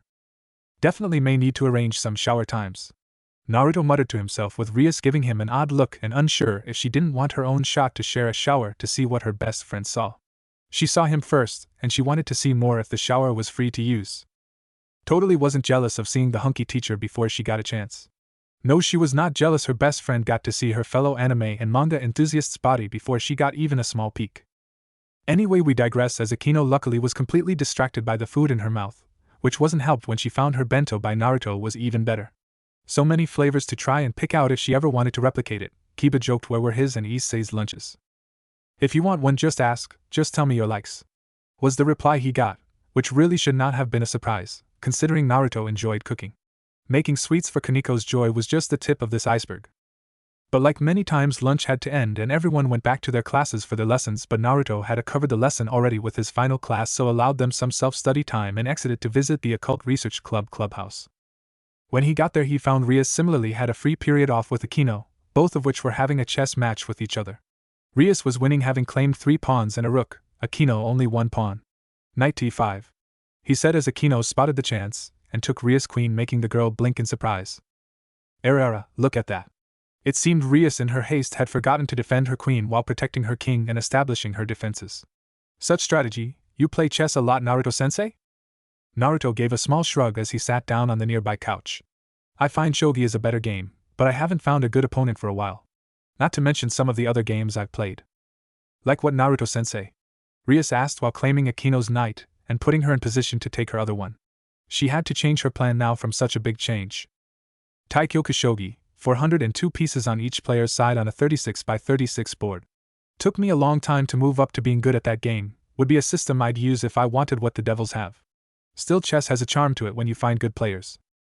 Naruto took out some of the first year's work to mark, Kaniko's class actually. He was glad he was so used to the monotony of marking their work at a fast pace. His pen was a flurry or correcting spelling mistakes and grammar. By the time Rias had beaten her friend at chess, they watched as their teacher zoomed through his work, his glasses having been taken off too so they could see his eyes go back and forth like a tennis ball in play. It's amazing to watch, to think this is how he marked our work, Akino. Rias said, a bit surprised there wasn't smoke coming from the pen. Sometimes it's a lower workload, but I've been a little behind and want to get them done before I hand out the next assignment for Kaniko's class. Naruto's response had Rias nearly jump, as he didn't look up as he worked. The joys of multitasking. Oh, if that's the case, would you care for some tea while you do your marking, Naruto-sensei? Naruto nodded, suspecting Akino wanted to try out her new expensive tea leaves, which he had flat out given to her for free. I doubt she told Rias yet, as her seeing me naked was probably more fun to use to tease her. At least it will take a lot to get a proper reaction out of me. Rias just caught me off guard before that, and her hair. Naruto thought to himself as he looked at one student's work and circling several mistakes. Honestly, he'd read better paragraphs on the internet. Such was a place of a vast treasury trove of new writers waiting to be discovered. Or just people who liked to write out stories for their own enjoyment. Who was he to say? X. So what's a stray devil? This was Issei's question, as after he had arrived at the clubhouse, Akino had gotten word from a duke that one of his servants had gone stray and was in the city. He'd requested Rias and her peerage to take care of said servant. Naruto had offered to tag along and observe his students and make sure they were safe like any advisor would. An excuse to placate any stuffy angel or devil that asked why a campione was accompanying a noble devil heir on a stray devil hunt. A stray used to be a servant to another devil. Kiba explained as the group began their transport in the teleportation seal while Naruto appeared in his golden dust shifting. Sometimes, devils betray or kill their masters, so they can live doing whatever they please. That's what we call stray devils. We're headed to a deserted house. A stray devil is said to lure people into it, and then eat them. Akino informed the group. Really doesn't help the image of devils, does it really? People would think different if they saw the good instead of the bad, Naruto said before facing Rias. In case people do ask questions, I will defend you if it is life or death. If she attacks me, I can do whatever I wish. I understand, Naruto-sensei. Thank you for coming along all the same. With Issei-kun being so new, having someone extra to rely upon is a relief. Rias offered a small bow and turned to Issei, who was ever so slightly freaking out at the idea of being eaten before he sees heavenly breasts. Issei-kun, the abuse of power without a master will turn a stray devil into a monster. Now do you know chess? The group opened the door to the building, the old smell of blood hitting their noses. Issei, being the newest, was looking green, but a hand on his shoulder from Naruto helped him calm down. Chess, you mean the board game? Issei had a bit of knowledge, but hardly enough to ever call him an expert on the game. Yes, in chess there is the king, which is what I am. From there we have the queen, 2 rooks, bishops and knights along with the 8 pawns. Devils assign pieces into their subordinates in order for them to take on some of the traits of that particular piece. Rias explained a bit, but Issei looked no clearer on the subject. Traits of the pieces? Issei just scratched his head in wonderment. Well, you'll see what I mean as you'll be just observing the battle tonight. Pay attention so you can see how devils fight, Rias said while Naruto felt something fool moving in the shadows. It was lucky Issei was distracted by some of what was going on. Looking carefully on the floor, you'd see dried bloodstains and what seemed to be remains of a human. I smell something foul, a dark voice echoed in the large empty building. But I also smell something sweet and something absolutely irresistible. I wonder what was foolish enough to come in here. It doesn't matter in the end, Naruto said, not liking all the emotions he was feeling. Empathy sucked when you were on alert and expected a fight of sorts. You're just a devil who betrayed your own kind to fulfill some selfish desire. You set a bad example for others. I'll make sure to make an example of you.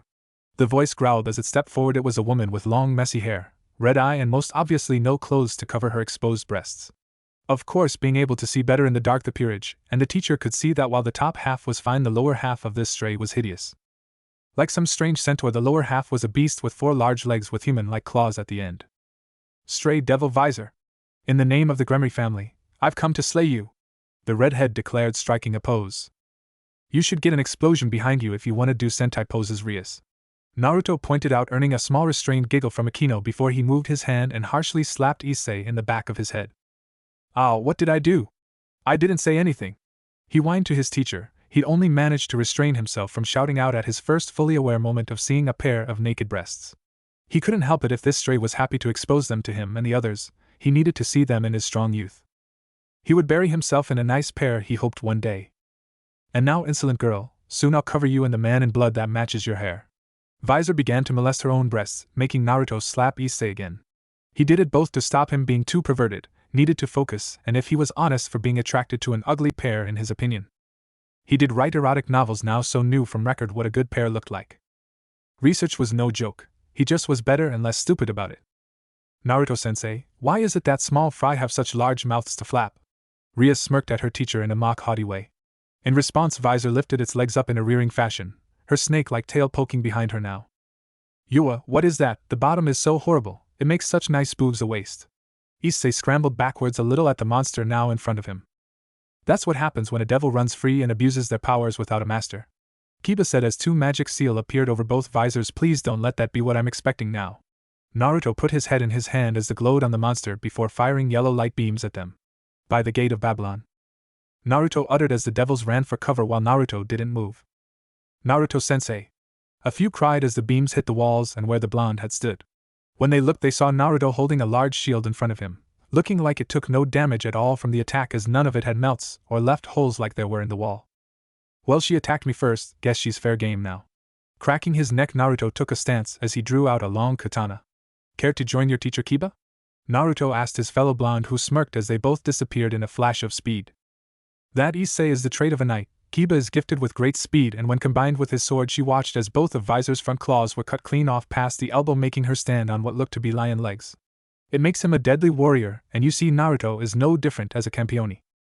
A godkiller is stronger than any human, surpassing even heroes of old with their strength. Rias was impressed with the pure speed Naruto displayed. It was clearly faster than Kiba, and the blade looked so pristine, and the blood flowing off of it. Kaneko, seeing her chance, started to walk toward Visor, who became much more of a monster, its lower abdomen suddenly opening up into a mouth complete with jaws, and charged forward to swallow Kaneko. The girl did nothing despite Issei shouting to her. "Don't worry," Rias said just as the teeth started to budge. The jaws reopened slowly, revealing Kaneko standing with arms out holding the jaws open, her uniform having taken the only damage. "Kaneko is my rook. Her traits are tremendous strength and defensive ability. Something like that won't be enough to even scratch her. Be gone." Swing with her fist, Kaneko easily destroying the jaws and teeth of Visor's lower body.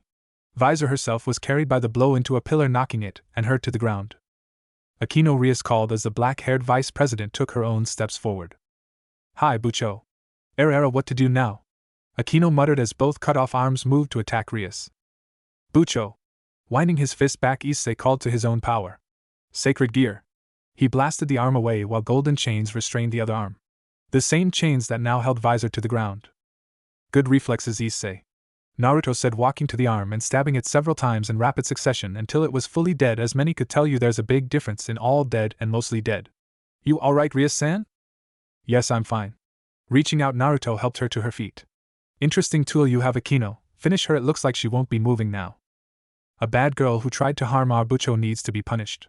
Now that you're like this, it'll make it all the more sweeter since I can see those chains digging into your skin." Akino grinned as her purple eyes opened in glee at the deadly chains. She knew they were Naruto's, and she was definitely wanted to see if she could borrow them. "Akino is my queen, the next in line to the king, so combines all the powers of the other pieces."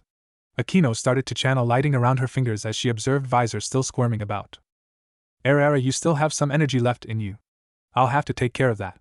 Raising her hands high, she released the lightning strike on Visor, who cried out as the lightning fried her pain receptors all at once, and having such a large body still was not helping with that. Akino specializes in devil magic, but most of all she's the ultimate sadist, Rias said as Akino's face became more reddened as she continued to see her prey try to worm out the chains while in pain. "Not enough yet? Well, I guess we'll see just how much you can take, shall we?" Akino raised her hands again to bring down the thunder on the stray. Not bad. That quirk certainly suits her considering how she reacted to my body. Probably imagined herself giving some of her own to me." Naruto idly muttered out loud as he took off his coat to preserve Kaneko's modesty. Kaneko gave him a strange look, but she could tell there was nothing really meant by it, just an observation. The fact that Naruto was petting her head a little already had nothing to do with her lack of accusation of him being a pervert. Akino, that's enough. Rias called off her friend. Already, but seeing this thing in chains while I punished it was quite exciting. It's a little disappointing for it to end so soon. Akino smiled with her hand on her cheek, which was still maintaining some redness in them as she walked over to Naruto and by extension of petting Kaneko. Any last words? Rias looked down at the stray visor who managed to look up to Rias. Kill me. She practically begged, which in pain. Very well then. Creating a large magic seal, Rias channeled her own devil power. Checkmate. Releasing a dark black energy, which destroyed visor in an instant, Rias turned back to her peerage. She also observed the gold chains get pulled back into a ripple in the air above Naruto. What were those chains, Naruto-sensei? Loot from a conquest. Naruto said as if it explained everything, but felt a tug at his free hand and turned to see Akino's face a bit closer than he'd expect. Naruto-sensei, might I ask if I can borrow those chains at some time? I'd like to experiment with them. Akino asked, pushing her chest into his arm, now no doubt expecting him to crumble. He felt the grin on his own face as he responded. If you behave in class and out, we'll see. Just remember, walking on me in the shower is not behaving. Naruto enjoyed the look she gave him. Puppy dog pouts were cute, no doubt, but being hundreds of years old helps you build a certain amount of immunity. He'd hardly want to imagine himself being so easily manipulated by a look. In another universe entirely, a similarly aged blonde caved into a request from his pink-haired alien fiancé. Her levels of cuteness were much too high for the body she had developed naturally. A far deadlier weapon than anything she could make. Shaking his head, he turned to Rias, who looked to almost be pouting but quickly corrected her face as she spotted Naruto turn to her. Are we heading back to the clubhouse or my home? The clubhouse? I haven't asked you if I can set up the seal in your house so my peerage can arrive there instead after jobs. Rias knew that while the clubhouse was nice, being so close to the room of anime and manga goodness was much better. Plus, in her opinion, it would be safer there under his protection in case of an emergency. Alright then, I'll make space in one of the back rooms if that helps. Naruto, whose hand was still petting Kaneko, walked out with the others in tow back to their seal for quick travel back to the clubhouse and for Issei to try and obtain a contract of his own. Going out on the bike again did not help his mood though, since he had asked what piece he was and was told, a pawn aka foot soldier. His night was not going to get any better. X. Getting back to the clubhouse, Naruto set about jotting down some notes, as seeing Akino's display of sadism had given him a little inspiration for a new story. He still didn't need to write another one for a while, but nice to get one in the making. He hadn't done a sequel to Ika Ikabatsu for a while. He wrote them in his idea notebook he kept on him via an old storage seal on his wrist, great place to put his keys and wallet alike. What are you writing in that book of yours, Naruto-sensei? Rias asked, wearing a pair of glasses as she looked over some documents. Akino was currently making some more tea while Kaneko was resting her head in his lap while he petted her, and she ate her cookies. She asked him to pet her once he sat down by placing his hand on her head. It was sweet, really, reminded him a lot of a cat, her amber eyes only adding to that in respects. Just a few ideas for a little project I have some time to do, he answered, trying to feel out Issei still as him not being able to teleport via the seal, while a little funny was unfortunate as didn't allow him easy access like the others. You're going to keep me guessing every time I ask the question, aren't you? Rias asked with a small sigh, understanding his reasons to a degree. It didn't help her curiosity in any way though. Yes. Naruto smiled at the small twitch of her eyebrow. I wonder how long she can last before she begs me to tell her? Guess we'll just have to wait and see. Might be fun watching her stress when I don't answer. Kakuku Akino, in her kitchen, for some reason felt a spark that excited her. A fellow sadist was close. She would find him. I wonder how Issei-kun is doing. He should have arrived by now. She tapped her hand against the table as the both felt a pulse of something. Someone set up a barrier. It's right where Issei-kun is. Naruto-sensei. Rias shouted, only to see the blonde burst into golden dust ahead for the location. TCH, I better get Kiba-kun back. Akino, Kaneko, are you ready to go? Both girls nodded as Rias created her seal on the ground. Please don't be too hurt, Issei-kun. She didn't want to lose her adorable little pawn so soon after getting him. With Issei though, his situation right now was complicated. Firstly, he found his summoner dead on arrival with an insane exorcist named Freed, waiting for him with light-based weapons. Second, Asia was there as well, discovered he was a devil, but defended him against Freed after being shot and cut by his light-based weapons. Thirdly, he was on the ground in pain as the sick, twisted excuse of a priest attempted to rape Asia, having already stripped her torso. I need to save her, no matter what, I need to help her. Pushing through the pain, he struck out and punched Freed right in the face. Ouch, that freaking hurt, you fucking devil. Still, it was rather interesting, but now I want to see if I can break the record for the finest human mincemeat. Leaping forward for his finishing blow, Fried laughed manically before he felt something poke him in the back. You won't even get close to my student anymore, freak, Naruto said with a dark look on his face. Pulling on the spear that was currently lodged into Fried's shoulder, he threw him across the room. Naruto-sensei, you're here! Issei didn't expect his teacher to be here, but he was thankful all the same, as with the bullet hole in his leg from the light bullet he wasn't moving quickly anymore. Che, another devil to cut up. Well, I don't see a problem with one more head to rest on the wall. Cheap of you for using a sneak attack like that, Fried pointed at him, almost whining like a child too. Shut up. Naruto clicked his finger as a spike of wood shot from the floor into Fried's knee. What the fuck is this? Since when do devils have powers like this? Fried shouted before being backhanded into a wall. You really have it in for me, don't you? Is it because I cut that little devil over there or some other guy I can't remember? Well, I remember some, usually because of how they screamed, but not much else, sadly. Ha ha ha. Fried laughed as he lied against the wall, while the Gremory seal appeared and the peerage stepped out, Rias Fats to check the injured pawn. Oh, great, a whole bunch of you are here now. This just sucks now. Then again, I'm hardly alone, am I? Butcho, fallen angels are coming. Akino warned Rias as had Kiba help him to his feet. Issei needs healing, so we need to get him back as fast as we can. We don't want to or can't fight these angels right now. Prepare the seal, she ordered, seeing that retreat was best for her servants right now. Wait, what about Asia? Issei cried out as Kiba looked to him. The seal will only transport devils, Issei. We can't bring her along with us. Kiba explained, but Issei with his free hand reached out to the girl on the floor. Asia. Don't worry, Issei. We'll see each other again. She smiled between tears as the peerage made their jump. She then faced the tall blonde in front of her. Thank you for protecting Issei-san. I didn't know this was going to happen. Oi bitch, don't talk about anything. You'll get in trouble if you do. Believe me, I'll take joy in making you scream for punishment. Fried cried out as the portal for the angels continued to grow. Do you care for my student, girl? Naruto's tone made her shiver, as his blue eyes seemed to glow in the room. Yes, he's my first friend here. I don't want him to get hurt again. She felt anything but the truth right now would not end well for her. Very well, take my hand. He kneeled down to her, as she placed her little soft hand into his callous ones. The jump will feel odd. She nodded before he prepared to teleport. What do you think you are doing? The fallen angel appeared from the portal and shot forward, readying her spear before seeing who was holding her hand, but couldn't stop before she was grabbed by the neck. Leaving. All three of them turned to dust as the other fallen angels arrived to the scene. All eyes turned to Fried in the wall with a huge bruise forming on his face now too. Seriously, what the fuck was that, devil? X. When Rias and Akino arrived at his home, they were surprised to see the girl Asia now in some modest clothing eating some toast by the table. You saved her after all, Naruto-sensei. Rias was sad at not saving the girl, as while Issei was screaming she knew she couldn't take the girl with them. Given the situation, I felt it best to take Asia-san in. I planned to figure out why an exorcist was hanging around the city, Naruto said, spreading butter on some more toast. Thank you again for this, Uzumaki-san. Asia had introduced herself when asked as they arrived. He in return giving his name, but she didn't want to disrespect him, so used his last name, not that he would correct her. Not to mention he did scare her, a little, as he was not crazy like Fried, but he was much more imposing, especially since she hadn't known him long like the others. It was nothing. I did what my student would have wanted to, so here she is. Naruto moved to the couch for him with his own toast. I made the space for your circle. Prepare it when you are ready. We'll deal with the issue in the morning, so good night. Naruto moved to the stairs and to his room before hitting a small button on the wall, and a floor panel opened up and a large fish bowl with what looked to be a model castle with a mountain, forest and beach.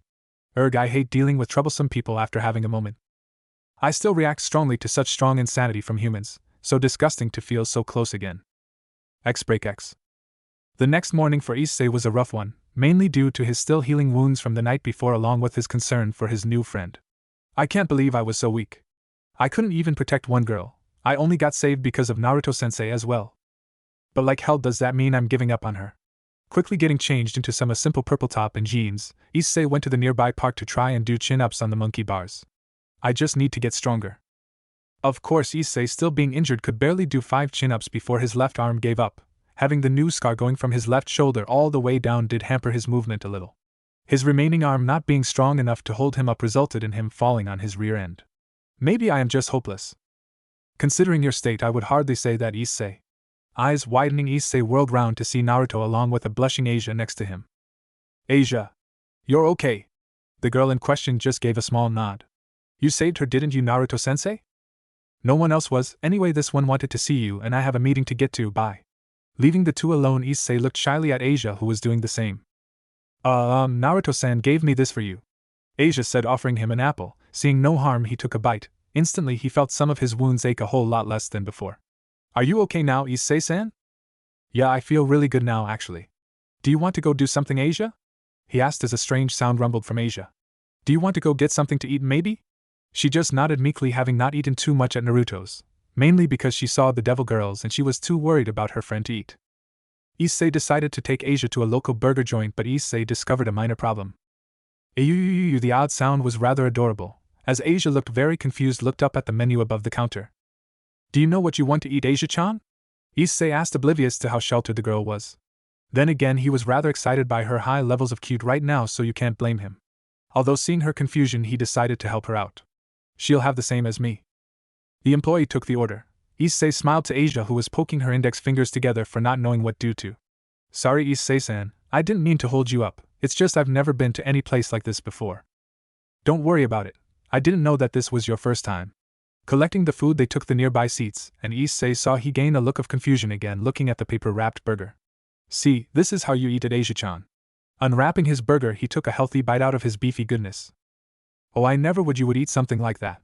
Doing the same, Asia took a much smaller bite. One might compare it to a mouse or even a rabbit seeing her small nibble. All the same, though, the joy on her face was very clear. "It's delicious." "I know, you also eat the fries like this too." Issei took some of the potatoes, enjoying the sparkle in Asia's eyes as she watched him pick up the potato fries and dip them in sauce, her doing the same. "This is amazing, to think there is food as good as this," Asia said before her emerald eyes turned up to Issei. "I was worried when your teacher Naruto-san saved me. I didn't know what was going to happen."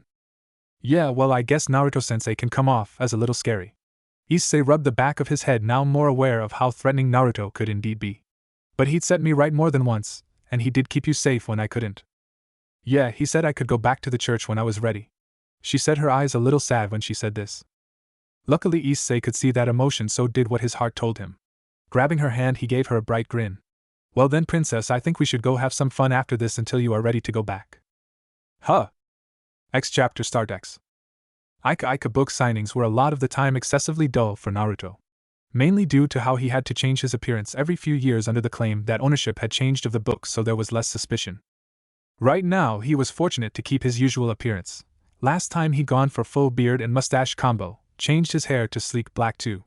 It made him look like a count of an old European country or something of the sort. Well then, everyone, welcome to the annual Ika event. I'm Uzumaki Naruto, the current writer for the series. As usual, there will be a raffle, with the special prize being a one-on-one chat with me over the next edition, along with a sneak peek at Ika Tenshi Part 12. Naruto announced via his microphone. The turnout this year was surprisingly a good mix of both males and females. Thankfully, none too young. From there, the questions he came to expect came. How did he get his inspiration? How was the previous writer before he took over? And of course, if they could be used for inspiration.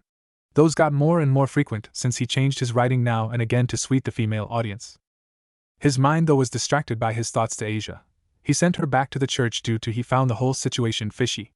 Especially when it concerns a sacred gear user to be sent from the church to an exorcist like Freed and the fallen angels. As harsh as it was, he'd set up Asia as bait, a necessary evil. But Issei was there, so he'd be the first to know if there was an issue. However, Naruto's senses felt a pulse of something inside the room. Focusing while he continued to answer questions, he found the source. What the blue moon is he doing here? Naruto recognized whoever it was and as such knew he was likely here to talk. Luckily, he had eyes around the room, so could see this person did have a raffle ticket.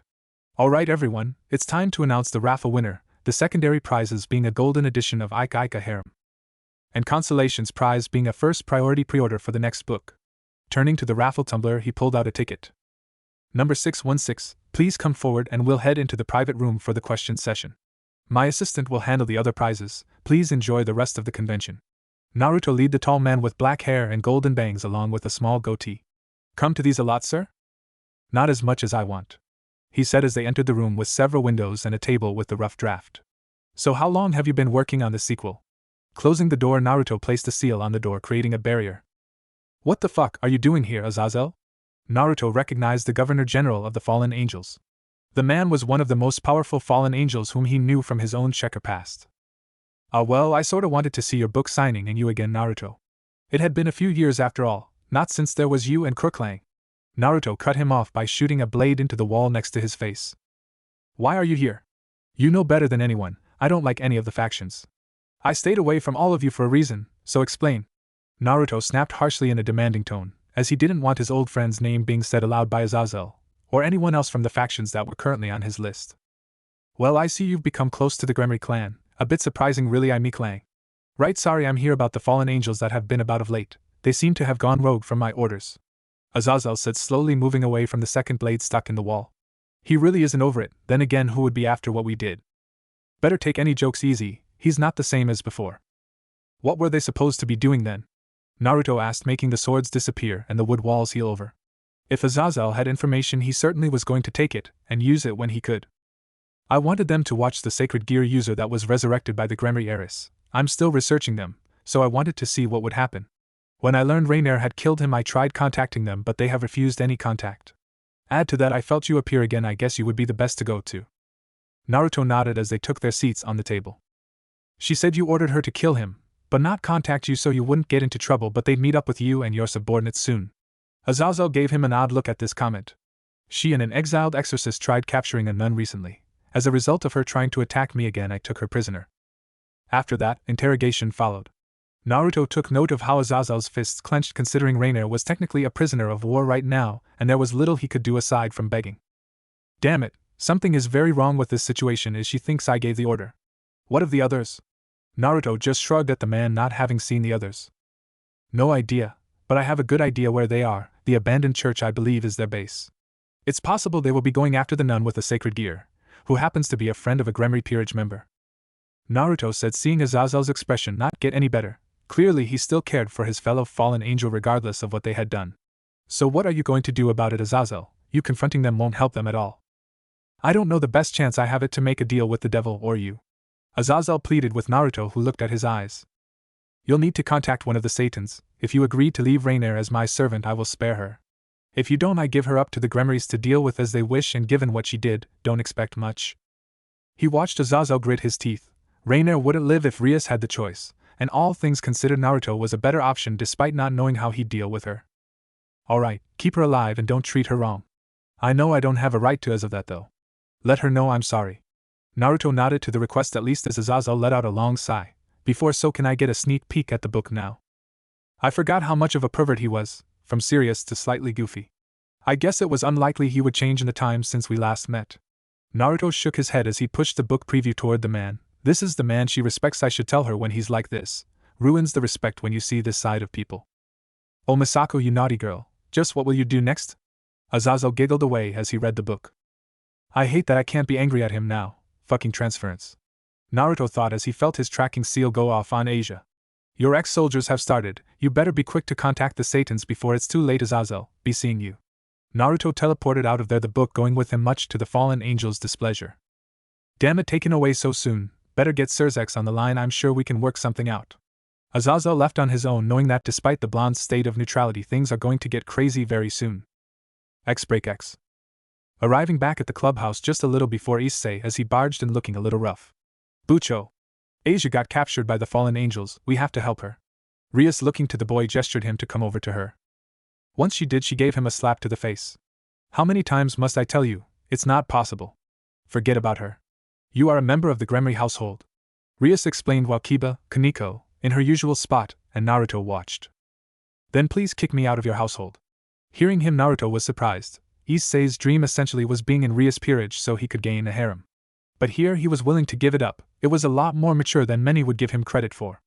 I'll go save Asia alone. You're asking the impossible. To go on your own will simply lead to your death. She gave Naruto a small look, but he was focused on his tea while his other hand was busy. Why isn't he offering to help him? Issei is his favorite student. I'm just a pawn on the chessboard, right? One pawn isn't much in the end when you lose it. Rias frowned hearing him. Enough, Issei. Do you think the pawn is truly the weakest piece? As I explained, evil pieces possess traits from their chess counterparts. A pawn's is promotion. If a pawn enters into anywhere that is considered enemy territory, it can be promote itself to any other piece aside from the king. Rias explained to Issei, a little upset. He would think she would send him to be killed just because he was a pawn.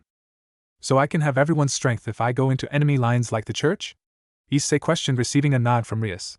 But Akino came over to whisper something into her ear. I have urgent matter to take care of. Naruto-sensei, can you make sure Issei doesn't get into any trouble and keep an eye on him? Akino and I will be gone for a while. Rias and her best friend made their way out while Issei looked confused. But Bucho, we haven't finished yet. He stopped when Naruto stood up and walked toward Issei. It is fine, Rias. I'll make sure they are safe as possible. They left the room and Naruto turned his attention to Issei. So you are going after your friend, right, Asia? What? I mean, yes, I want to go save her. She doesn't deserve to be harmed by those fallen angels. Like I said, I'll go alone if I have to. With promotion, I have a better chance. Issei said, knowing his small chances already. Being beaten back by that male fallen angel hadn't been pleasant. If that's the case, Kiba, Kaneko, I have an activity for the remaining members of the club. Help your newest member with his task. I'm sure there will be no arguments, right? He turned to the blonde teen and the young girl who was pouting ever so lightly as her petting was cut short. Hi, I'll be coming along. Bucho didn't exactly forbid us from going with you, and who am I to deny the request of a campione, or a teacher for that matter? I take it you won't be able to help considering where we will be going. Naruto nodded, knowing stepping into that church would be him declaring war on the fallen angels. Yes, I'll remain outside to oversee the battle. I expect you all to look out for each other as friends should. And Issei, consider the information Rias gave you just now. She may not want to hold you back as you expect. There is a certain degree of appearance needing to be maintained for this situation. Issei looked a bit surprised but can't be blamed since he had been slapped and lectured. You're all coming, even you, Kaneko-chan? The white-haired girl moved to Naruto's side while nodding. You two going alone would worry me, plus Naruto's going too. I want sweets after. Naruto chuckled at her attempt to get more treats from him. He'd do it, but even with her straight face on he knew she would be drooling at getting more sweets from him. Don't worry about that, Kaneko. I'll make you something nice afterwards. But Issei, that gear of yours is more than what you think it is. When fighting, forget what you know about it. Let your will to save this girl guide you. Fighting to protect her will give you greater strength to use in this battle, remember that. Naruto said, gripping his shoulder, and his blue eyes looking deep into his students. Put simply, when a person has something important they want to protect, that's when they can become truly strong. Now you head on to the church. I'll meet you there and set up a perimeter, okay? Now none of you get hurt, as it won't get you off your homework at all. All three nodded and headed out the door. Once gone, the door opened to reveal Rias and Akino having only transported to the next room. Strong words there, Naruto-sensei. Issei-kun will be a lot more confident with that pep talk, Rias said as Naruto looked at the three running toward the church. He'll need it. Issei is a diamond in the rough, and pressure is needed to make him stand out. Consider this as a way of making him mature a little. Although you pulling the small plot of letting him go was rather devious of you. Akino giggled at this. Bucho loves to be dramatic sometimes, especially when her favorite teacher is around to see now. Rias puffed her cheeks at her servant saying this. Akino, don't say things like that. Now prepare a seal so we can handle any extras outside the church. We'll see you there, Naruto-sensei. She shooed him off, making him smile at her slight sun moment. Arriving outside the church, though he could feel the oppressive sensation from the people inside, it was disgusting. Really, someone who loved to use people was around, and in the church and outside it too, with a devil's signature? Another devil, someone is pulling strings. Calling for a weapon, he drew out a long red spear and threw it in the direction of where the emotions were coming from. The spear seemed to cut into and dissolve a bubble that camouflaged a young-looking devil, who looked quite shocked he'd been discovered.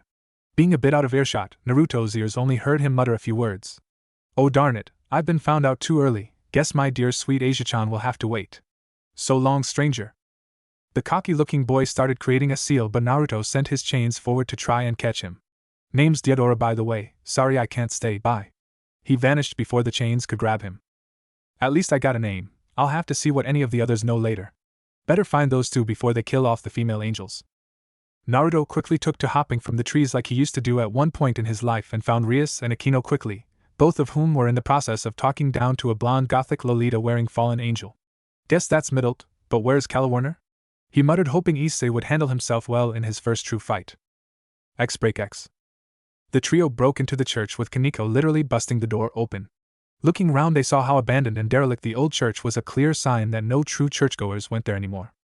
My, how nostalgic seeing you again, devil boy, Fried said at the front near the altar. I never thought there would be a time I met a devil twice, for the obvious reason, of course. With me being super strong, the treatment I'll give you tends to be fatal. Reaching into his coat, Fried pulled out his light sword and his gun. To be honest though, it's pissing me off. Both you devils and that blonde man are trampling on my pride. In a strange and sick display, he made a show of licking his fun, his eyes filled with bloodlust. Where is Asia?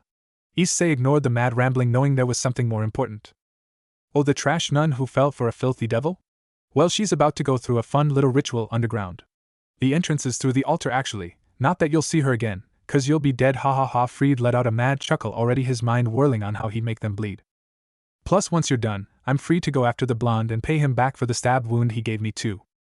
As Issei armed himself with his sacred gear, Kiba drew his sword. However, Kaneko reacted fist by throwing a church pew at the man, who of course cut it in half only to find several other objects hurtling towards his face.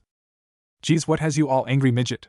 Fried demanded as he ducked under the next pew, which embedded itself into the wall. The dust created from the throne benches concealed Kiba as he jumped high to get a sneak drop slash at Fried. Of course, Fried wasn't a former exorcist for nothing as he blocked the attack and shot a barrage of bullets between clashing blades with Kiba. You are good, Kiba commented as their blades grinded against each other. You're not bad yourself. It's really getting on my nerves though, especially with that face of yours. Let me help you adjust it. Fried, using his gun, tried to get a point-blank range shot, which missed due to Kiba's flexibility, and thus bent his torso backwards before flipping back to his feet. No thank you, I like my face as it is, but I suppose I should get a little more serious.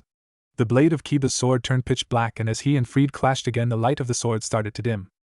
What the? Holy Eraser, the sword of darkness that consumes all light. Kiba informed him as Fried's mood turned foul, well fouler. You have a fucking sacred gear too, that's cheating. Fried jumped back, just as his light sword was swallowed up by Kiba's own. Hayata-kun, do it now! Kiba called out, and Issei held up his gauntlet, and a loud voice calling out boost was heard. Promotion! Issei shouted as he took on the traits of the Rook. With the defense of the Rook I can take the shots, but the strength makes sure I can take out Fried too. But if Naruto-sensei is right, I need to keep why I'm doing this in my head, for Asia. Rearing back his fist, Fried wasn't prepared for the harsh haymaker from Issei that sent him flying across the room. That was for Asia, Fried. Don't screw with me, devils. Fried was quick to dodge both Kiba and Kaneko's attacks and hopped on top of the altar. No way am I being killed by a devil, kill you later. Throwing a light grenade on the floor, the three devils were blinded as Fried made his escape. Damn it, he got away, but we need to hurry. Kiba nodded to Issei as Kaneko found the entrance to the ritual room. X-break X. If any of you were smart, you just surrender now, you know. Naruto said, appearing next to Rias and Akino. Of the three, it seemed that Danasi gave a visible reaction, having been there when Naruto appeared in front of him with Rias. Hey, who do you think you are talking to, devil? We heard Rainier say something absurd when she came back from killing the boy, and now she's gone missing too. Calawarner said, looking very high and mighty as she floated in the air, obviously believing what Rainier spoke of with no clear evidence made it seem ludicrous. Fried had been no help as he was made half to nearly all the time anyway. From what Danasik said, he just felt something was off when he took off, but later just put it off to the Gremry air being there. While they really have no clue who you are, Naruto-sensei, thinking about it makes me feel sorry for them, Ria said in her noble/confident tone. Maybe we should teach them a lesson together, Naruto-sensei? Akino said as she raised her hand, creating a barrier around the area, and Naruto snapping his fingers subtly, using his blessing of Kagaya authority to make the trees grow and enclose them in a dome. No, let them act first, but try not to kill them, it'd make too much of a mess for the people who have to clean. Oh, and to you fallen angels, Rainier send her regards. Naruto pulled out some black feathers from his jacket pocket and let them fall to the floor. What did you do to Rainier-sama? Middle asked, a little frantic. Now that would be telling, and Naruto-sensei doesn't give straight answers sometimes. Rias could only smirk as someone else got the treatment that she quickly found annoying. The three fallen angels now looked angrily at the blonde for the audacity of probably killing their ally. Very true, still I'll only be happy to do the same if you ask nicely. Naruto's grin turned feral as the black gauntlet appeared on his left hand. Choice is yours, surrender or face a lot worse. You dare! Naruto hopped into the air as Danasik swung at him with his own light spear, but Naruto grabbed his wrist and snapped it with a move, but his left hand stole the light spear and twirled it a little as the blue light-based weapon turned scarlet. Yeah, I dare, and thanks for attacking me first, makes it so much easier when I haven't armed myself, Naruto said as Danasik coughed up blood from his own spear being thrust into his heart. She wasn't lying, by the way, I am a god killer, you should have listened, you might have lived a little longer. Taking the blade out, he spanned the spear in his hand before bisecting the fallen angel. So brutal, Akino said, looking on with her heart pumping with excitement. Her own hand sparkled with electricity, which she brought down on Calawarner as she tried to attack Naruto's back. Rias was in the meantime throwing fireballs at Middle since she was thrown off her game by the death of the male fallen angel. I don't think this means anything. The plan for Bartleby will finish the ritual and gain the gear for us, Calawarner cried out after being shocked and forming up with Middle. You forget that my peerage is on their way to save that girl, your plan isn't perfect. Ria said as she created a much larger fireball. She was skilled in a bit of magic, and with Naruto here she needn't resort to her power of destruction. That pawn won't win against Bartleby, he's as good as dead. Middle shouted as she found herself and Calawarner bound up in chains. You underestimate my student, he has something important to do. He has more strength than even he knows. Now why don't you just stay where you are while we wait for them, that and I need you both alive. Rias and Akino looked a bit confused, but Naruto turned back to them. If you want, you are free to punish them for attack and heir to a noble house, just don't kill them. Era, how kind of you, Naruto-sensei. I suppose I can punish them a little for attacking Bucho, and you as well. May I, Bucho? Rias just nodded as Akino began to indulge in her hobby. The two were lit up like decorations as Naruto turned to Rias looking a little worried. Have faith in him. He was worried for Issei since there truly wasn't a guarantee that Issei would get to Asia before the fallen angel extracted the gear from her. I do, but I am worried they won't make it. Rias knew the facts. With Freed and likely a bunch of humans in their way, the girl Asia might indeed die. Memory serves me that you have a few pieces left, think on that. Naruto enjoyed the look of Rias' epiphany. X-Break-X. Asia! Issei shouted, seeing the girl being restrained against a large crucifix with a fallen angel wearing black pants, open-top shirt and gray jacket, his wings out behind him.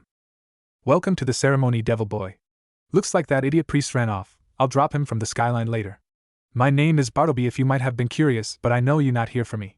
Bartleby reached and grabbed Asia's chin, harshly making her cry out in pain. You're here for this one, aren't you? Let her go, Issei said while he, Kiba and Kaneko stood in front of several masked men, likely human, who sided with the fallen angels, all armed with light swords. Well, I can't do that. You see, she has something we want. This thing she's tied to here, it going to give me her sacred gear. Kiba gasped hearing this while Kaneko frowned. Hayate-kun, we can't let him do that. If a sacred gear is extracted from its chosen, it will kill them. Issei clenched his hand harder hearing this, not helped as Bartleby's expression turned a lot darker, much like Freed's. Like you will give you a chance, boys, take care of the trash while I get my prize. The crucifix lit up and Asia started screaming as she felt her entire being strained before a green light started glow in her chest. Stop it!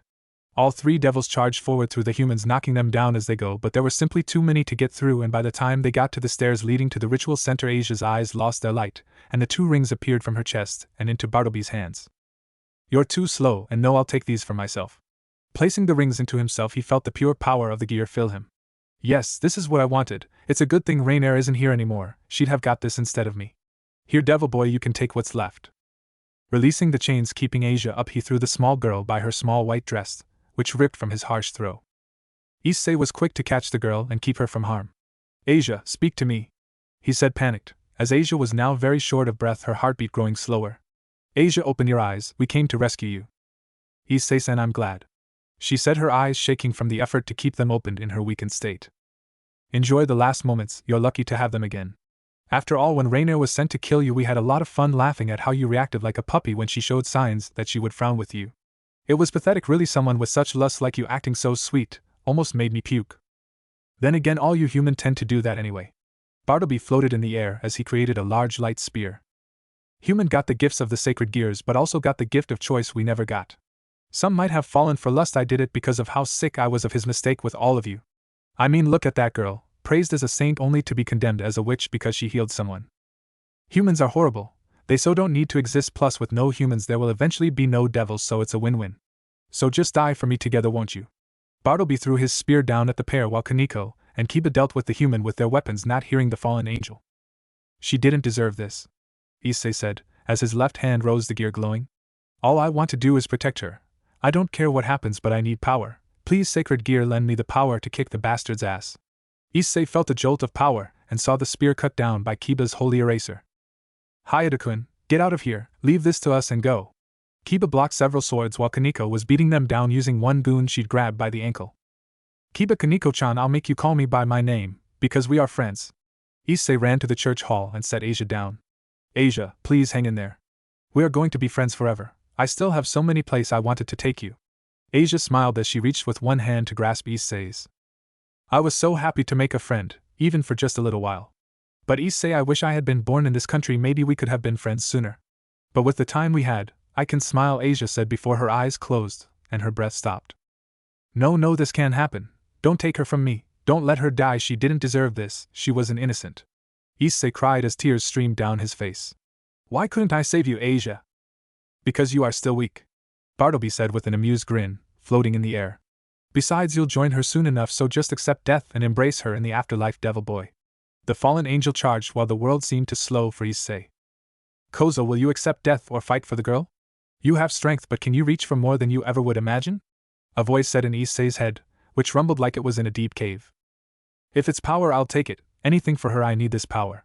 If I was too weak to save her, I want the power to avenge her.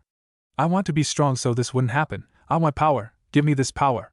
Issei screamed, not knowing he was talking in his mind, as the gauntlet glowed ever stronger than before and a beam shot off, knocking Bartleby away. What, I thought that thing was just twice critical. Where the hell did that power come from?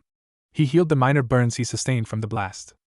It doesn't matter. Because of you, I can't take Asia to the amusement park, show her to my friends, let her be happy, all because for you. No more, you are going down, and I'll be the one to show you how I am not weak. I have something important to protect still, and that is her happiness. The gauntlet extended up Issei's arm, and also covered his fingers. Boost! His wings sprouted from his back and Issei took flight, catching the fallen angel off guard as he landed the strongest punch he could into his face, creating a shockwave from the force that shattered the windows and letting the fallen angel fly out of said broken window. Take that. Issei quickly fell, as he had in no way mastered the art of flight, let alone falling with style. Landed on his back was not pleasant, but he still smiled behind his tears, only to look up and see Kiba. What took you so long? Sorry, I was given order not to interfere. Still very impressive to see you take down a fallen angel. Kiba helped Issei back to his feet. Bucho ordered me not to interfere as it wouldn't be right. Bucho? Looking to the side, Issei saw Akino and Rias leaning against the wall. I felt it fair that you beat him, but I'm afraid he's not finished yet, so pick up your friend there, Issei-kun. That angel is about to get what he deserves outside. The boy nodded and followed the president with Asia carried bridal style out to the door, where they saw Naruto with two fallen angel girls chained up and Bartleby on his back with Naruto's foot on his neck. Naruto-sensei was here too? Rias nodded to Issei's question but held up her finger for him to be quiet. So you ready to die like the scum you are, Bartleby, and join your friends, or wanna let me have some fun before I kill you? Naruto said, pushing down a bit harder on his neck. Fuck you! He spat up blood at Naruto, but he caught it with his hand anyway. You're not my type. Anyway, why did you steal the sacred gear? He interrogated the man under his foot. We did it under orders, we needed the power, and she was easy to manipulate to our needs. I'm not giving it up until you kill me. Glaring at Naruto, he didn't know what was about to happen as he snapped his fingers, creating a portal next to him. Out of it came Azazel, Sirzechs, and Rainier, who was in a very exposing kimono, but she didn't look pleased with herself. As promised, evidence that someone was pulling strings. The two men nodded while the others looked shocked at the powerful leader of the factions. I never wanted this, Bartleby. You went against my orders when you conspired to kill the boy and this girl. For this I can't forgive you. Goodbye, my old friend, Rainier, do your duty. The girl nodded meekly as she drew a light spear. What, you're letting her deal my execution? What a joke, she won't be a GRK. Naruto stopped his talking, as Rainier got close. Do it! Yes, master! She plunged the spear directly into Bartleby's head. All struggling ceased when the light pierced his head and his body faded. It is done. Plucking the light left behind, he tossed it to Rias. I think those belong to someone. Why don't you wake up the girl? What? Bucho, what does he mean? Issei asked, not sure what to say of what just happened. He means that Asia-chan can live again. Don't forget how I brought you back, Issei-kun. You fought hard, so I think your efforts will be rewarded by me reincarnating this nun as a devil, as my new bishop. Issei felt a smile come to his face hearing that Asia would have a new life. Laying her down, Rias placed the chess piece on Asia's chest as she began to chant. I, Rias Gremory, command by my name, to thee, Asia Argento, to allow thy soul to descend to this earth once more. To become my devil slave, as your new master, I grant you with a new life. The chess pieces sank into her skin, and her gear glowed for a moment. From there, Asia's eyes started to flutter. She'll make a fine addition to my peerage, but I'll leave her in your care, Issei-kun. Make sure to show her the ropes. Issei nodded but was quick to hug the small Asia to his chest, very thankful she was back. Oni-sama, why are you here with him? Rias questioned as Sirzechs stood next to the still chained fallen angels. Recently Azazel was informed of some subterfuge within his ranks and those seeking to go rogue. In return for not killing them, a deal was made. Those that had attacked the heir of the Gremory would be banished from the ranks of the fallen angels and condemned to a life as devils. The one who attacked Naruto would forever be in his service. As a result, Ajuka had these pieces made for you. Lifting his hand, Sirzechs revealed 2 pawn pieces. Take good care of them, Gremory-san, they are your problem now. Sirzechs, Naruto, take care. Azazel left without another word, leaving the 2 angels to look horrified at what was about to happen. You two have only yourselves to blame, considering your friend gave us your names. Death would be too easy for you both, but you need to learn the cost of your actions. Reattend your new pieces are ready. Sirzechs sadly fell into his slightly broken tone at the end, making a few sweat drop. When you're done here, meet me back at my home, Rias. I will explain this all to you. Rainier, come, we'll show you your new room. The black-haired fallen angel looked to her friends in sadness, knowing their fate, but wasn't sure who was worse off. Servitude to devils or servitude to a god-killer? Only time would tell. X. Rainier, you can calm down, you're under my care now. You are no longer my prisoner, Naruto said as he turned to his kitchen. He had been rough in his interrogation and he had taken out some anger out on the girl, nothing too bad, but it had shaken her up a bit. I know, thank you for sparing me. With everything you said, I know it was difficult. Will I have to apologize to Issei-san? Rainier asked, taking her seat at the table. I think you should, all things considered. The way you went around trying to kill him was cruel.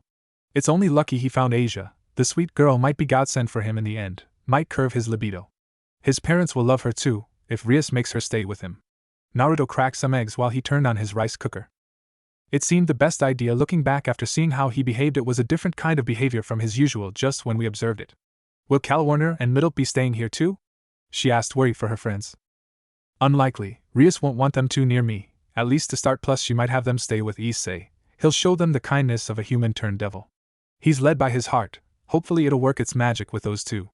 Naruto continued to cook before the seal in the room lit you and Rias, Akino, Kaneko and her new servants appeared. Sniff, you've been cooking while I wasn't around again, haven't you, Naruto-sensei? Akino asked, a little miffed, but she was still experiencing the memory of Naruto's powerful behavior. Felt it best considering the night we all had. Asia, anything you want to eat that I can make for you? Naruto asked, no longer needing to use the girl as bait to oust the rogue fallen angels. Ano, see, could I have hamburgers please?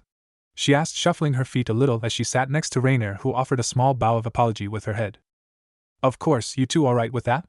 Both Calwarner, not knowing how to react, just nodded as the man who practically caused them to become devils, but avoid death, seemed to be acting a bit gentle with them. How did you get in contact with the leader of the fallen angels, Naruto-sensei? Rias asked as Kaneko walked into the kitchen and was quick to grab the treat of Daifuku Naruto had taken out for her. A chance meeting, if I'm honest, for most part, but I have met with the man before. Telling him what I had seen and had learned from Rainier, he was quick to go along with my offer to save a few of the rogues. Bartleby was just someone who was risking going too far. Needing the meat patties, Naruto places some oil and onions into his pan. I explained he should contact a Satan so he could come to a bargain. As a result, less blood was shed, and Kiba and Kaneko-chan took down the humans thankfully. Issei has awakened his power as well, his Longinus, right? Yes, you are good to know the boosted gear when you see it. The red Welsh dragon drag is sealed within it. I let him rest after Kibaku got him home. But why did you get these two angels to become my servants? Surely it would have been easier if we had killed them. Rias asked, knowing the two angels felt the same. Being turned into a devil and by the deal made by their leader was much worse than dying by their hands. Because it was cruel, but a necessary cruelty. Consider the ongoing truce between the three factions. Now consider how the events starting from Rainier attacking Issei. By luck you brought him back and brought him into the conflict. When Calwarner attacked him, it could be seen as an attack on the devils and spark a war if some alternate party seeks it. Naruto continued to season the meat slightly. Wars are horrible. Despite my own distancing from the three, the fact is I am involved and many would perceive I side with the devils already. However, the true reason for my act was to try and expose the puppet master. Tonight's events are highly likely the end result of this alternate party acting up. I'll need time to gather evidence to expose them, as if I approach the suspect it won't end well. So you wanted to save some of those involved but still punishing them, but what happens now then, Naruto-sensei? Akino questioned, poking her head in the door of the kitchen. She wanted to get any cooking tips by just looking. Essentially, those two need to be adjusted to human life. Aside from that, just live your lives as usual. I have no control of you, but I will be getting Rainier more acquainted with how things change for her, being essentially a ward of a campione. Training her will come later, as well as many will seek to come after her now. Naruto finished the meals and served all of his guests with ease, and the angels, plus Asia, were amazed at the taste sensations they got on their first bite. Asia's expression was so joyful it was like an adorable puppy given a treat. Calwarner and Middle were not far behind, having not gotten anything like this, and cursed at how such a man beat them but treated them so well. The discussion of where everyone will be living can be done tomorrow. Rias, do you mind if Asia-san bunks with you tonight, since the other room will be fine for Rainier and her fellow angels to talk about all this? Rias nodded while munching on her tasty burger. X chapter start X. Rainier lay in her bed after speaking with her fellow fallen angels, although technically they were now half devil except for her. To think she was a ward of a campione, one of the few left remaining in the world. She remembered long ago when she was still in the White City and heard tales of those who could stand up to gods who were once mere mortals. It seemed impossible to do, as few even had sacred gears of Longinus level to help them. But then she had been given her orders to attack Issei, and she came face to face with one, Naruto, the gentle teacher who was infinitely more complicated than a simple glance would give you. After she came to help that creepy exorcist, she found herself held by the neck by the blonde and whisked away as the fear of his gaze hit her. She blacked out, but when she woke up she had ended up somewhere rather impossible. X flashback start X. Cough, cough, where am I? Rainier asked, feeling sand on his skin while coughing a bit of it up. Looking up she saw a beach complete with ocean stretching out in front of her. What happened? The last thing I remember was you being caught by me when you tried to attack me, again.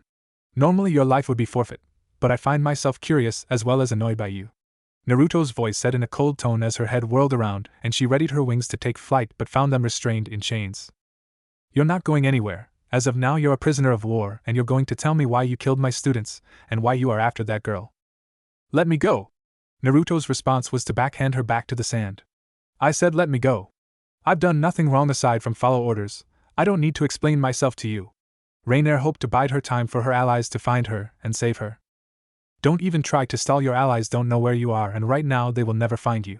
This place is my world to control and it's cut off from the outside, so tell me what I want to know before this gets worse. Naruto said, standing over said as he snapped his fingers, causing the water to wrap around her limbs and get her on her knees. Is this going to be easy or hard? I don't care if it's hard, your kind make things difficult anyway. Rainier gave him a look of shock. She had heard rumors of the Campione who was to be avoided at all times. What did fallen angels do to you? Naruto's eyes glowed with anger as he gripped her neck. Your kind is part of the reason why I left the war of the three factions. Your kind made me kill people I called friends. Your kind are all selfish creatures who turn their backs on your lord without trying to compromise. Not that the angels were any better, honestly your biblical figures really are pathetic. And you know what, I'm half tempted to kill you now and drag your body to your friend and show them why I should be feared. To make you remember why I killed a number of you for corrupting my friends and making them try to kill me for my power. The water around them swirled around as if in a storm, clouds forming as well. How long ago was that? I've only heard rumors of the Campione. Most of us thought them to be a myth from long ago. Rainier said, her entire core shaking. Right now she stood before someone who fought and bested gods. The presence alone was greater than her leader or from before she fell. I imagine having me as a myth is easier. Long ago I wasn't the only one of us, but I see no reason to tell that story. No, you see, your kind manipulated the organization of humans who helped me find heretic gods to deal with. But at one point they tried to kill me to take my power, spurred on by the words of fallen angels. They saw no reason, so I killed them, as somehow they got their hands on dangerous items that in their crazed minds could kill millions. Naruto waved his hand to calm the storm, but keep Rainier restrained, not wanting his temper to disrupt his paradise. Sadly it cost me my brother in all but blood, but you're not my prisoner to hear about me.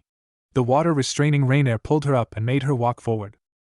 What do you want me to say? I was given orders to kill Haidu, and when we heard about that nun coming to us, we received another order to take her down to take her sacred gear. Bartleby is heading that operation, as he and Loki were sent to us from our leader to help us as there were devils in the area. Rainier said, knowing that while she could keep her mouth shut, her instincts told her that this man would pull each and every truth piece by piece and likely painfully if she lied. Azazel is your leader, correct? Naruto said, feeling her emotional state switch to fear for a moment. Deep empathy was still useful for telling lies. I'm aware of who the leaders of each faction are, even more so after recent events. But I want to know why Azazel would risk the truce to kill Issei even if you don't know what gear he has. His orders make no sense with what I remember of that stupid man. Azazel-sama isn't stupid, don't badmouth him. Rainier shouted, not liking her leader being insulted behind his back. Of course her outburst had the water reach around her neck and tighten like a noose. I'll speak however I wish, especially about that idiot. I bested him with nothing but a book. He's a shameless pervert who, while strong, is too blind to see when people go behind his back to betray him and cause others problems. Naruto said, shutting the girl up and leading her to the castle in his little world. The castle looked like a home of a great king, and upon entering Rainier saw several clones of Naruto, but each one bearing different eye colors and hair as well as gender. Kagaya, take this one to a spare room. She's our prisoner for the moment. Treat her as such. Naruto said as a long green-haired female clone came along wearing a simple maid uniform. Of course, master. Will you be requiring anything else? The clone asked, using a term it had taken centuries for Naruto to grow into. Just have Maka bring me something to eat, I'm feeling drained today. Naruto said, leaving the two women, one and a clone. I'll have my come to ease your tension in your back then, master.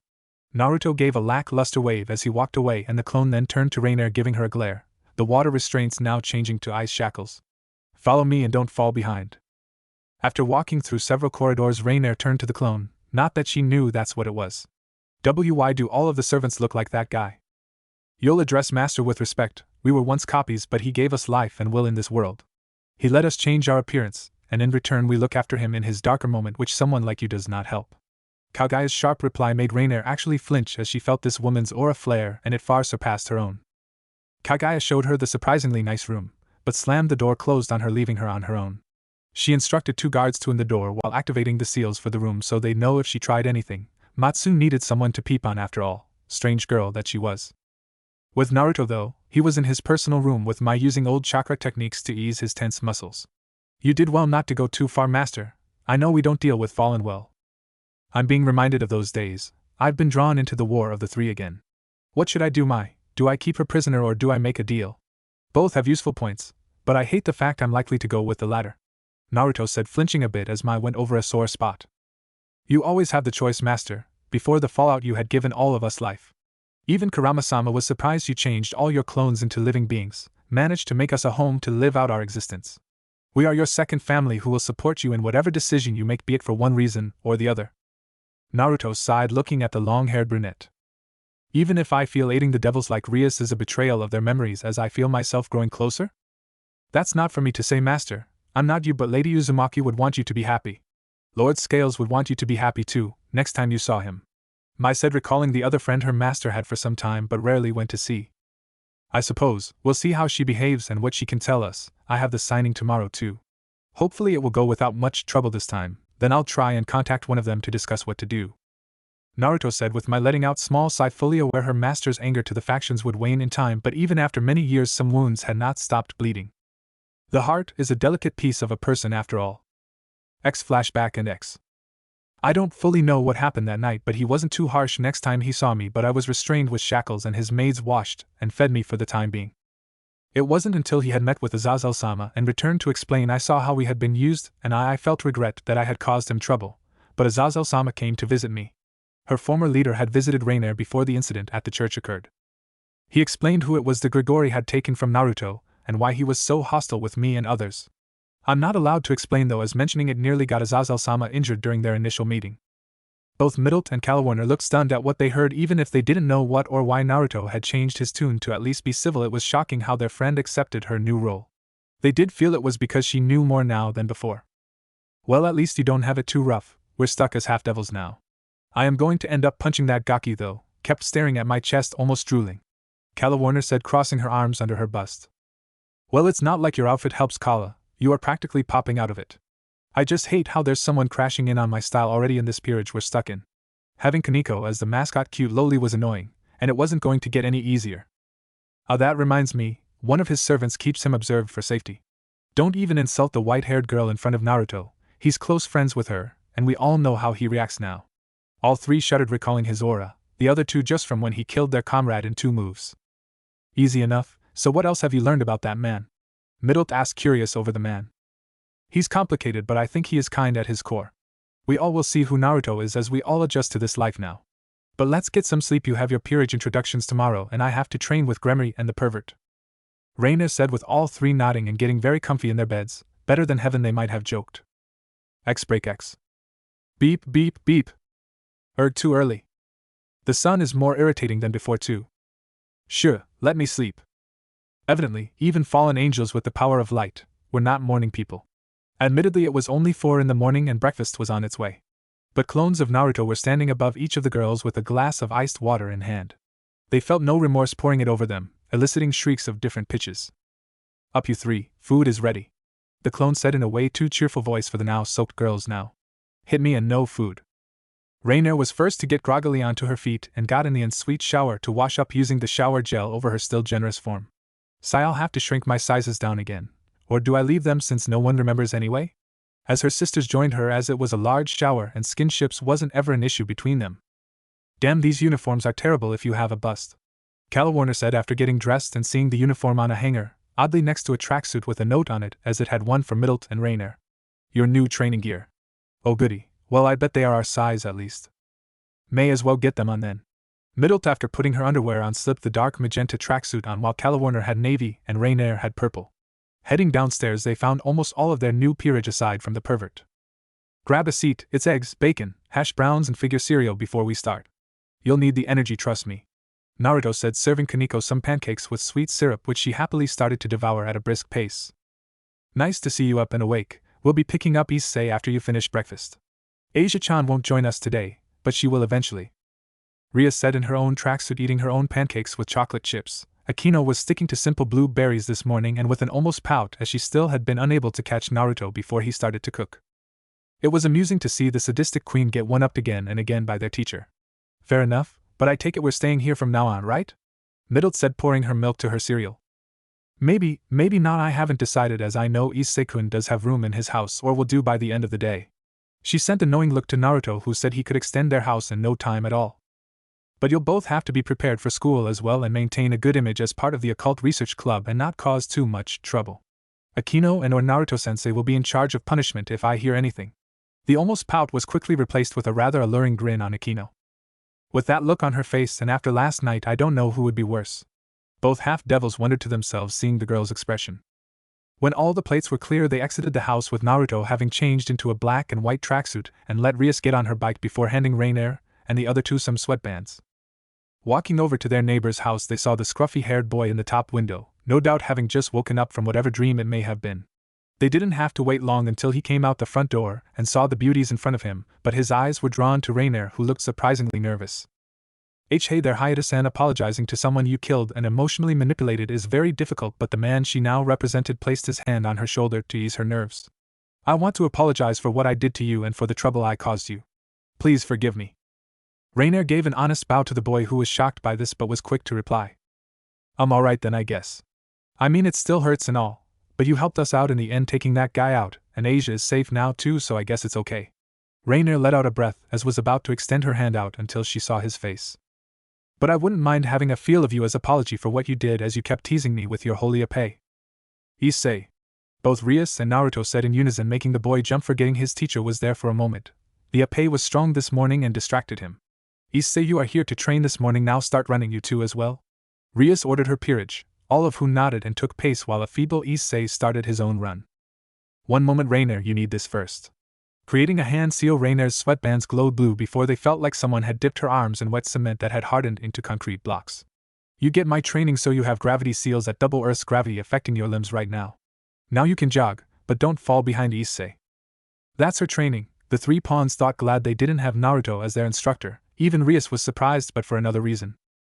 As Rias rode alongside a gently jogging Naruto, she decided to ask her question on the bands. How easily can you make those bands, Naruto-sensei? With little trouble. If curious, I can make it so a full-body tracksuit does the exact same, but with the seals only I control them, as they need a particular power source to energize them, different from your magic. You want some for all your peerage now, I take it? Yes, I can see the merit of pushing my cute servants a little, but probably to a less degree. 1.5 times gravity should be fine for them, 1.2 for Issei. She whispered the last part, making both chuckle a little. Thankfully, Issei was once again distracted by the bouncing orbs right in front of him. Calawarner's had a nice jiggle to her rear end and Middle had a cute butt. It's sad knowing he could be so much fitter, but the exercise plans I offered for P.E were deemed too extreme. The medicine balls wouldn't have been too bad, Naruto said, making Ria smile at his possible truth and possible joke. She was happy to have him this morning and how smoothly it was already going. When they got to the park, she got Calawarner to help stretch him out despite the two items on Calawarner's chest that would make his mind wander. Middle and Rainier did the same, but the latter was having a tougher time with her weighted arms. Alright everyone, start your push-ups, I want at least 100 from each of you. Rias ordered, with Naruto giving a nod in agreement, and with a groan she started. Grr. Issei sadly probably had it worse as Naruto pushed his leg down on his back. Whyy. Issei, there's a reason you need to get fit in both body and mind. And I believe Naruto-sensei is just doing that to make you push yourself, Rias suggested as Issei struggled on his 11th push-up. That, and if you sat on his back he'd never make it to 20. When do you think our guest should be arriving, Rias? Naruto turned his head to the student, who looked round trying to spot someone. I think it should be around now. I hope she didn't get lost on the way. As she spoke, they spotted the adorable Asia running toward them holding a small basket in her arm. Issei-san, Bucho-san, Naruto-san, I truly apologize for being late, Kaeya.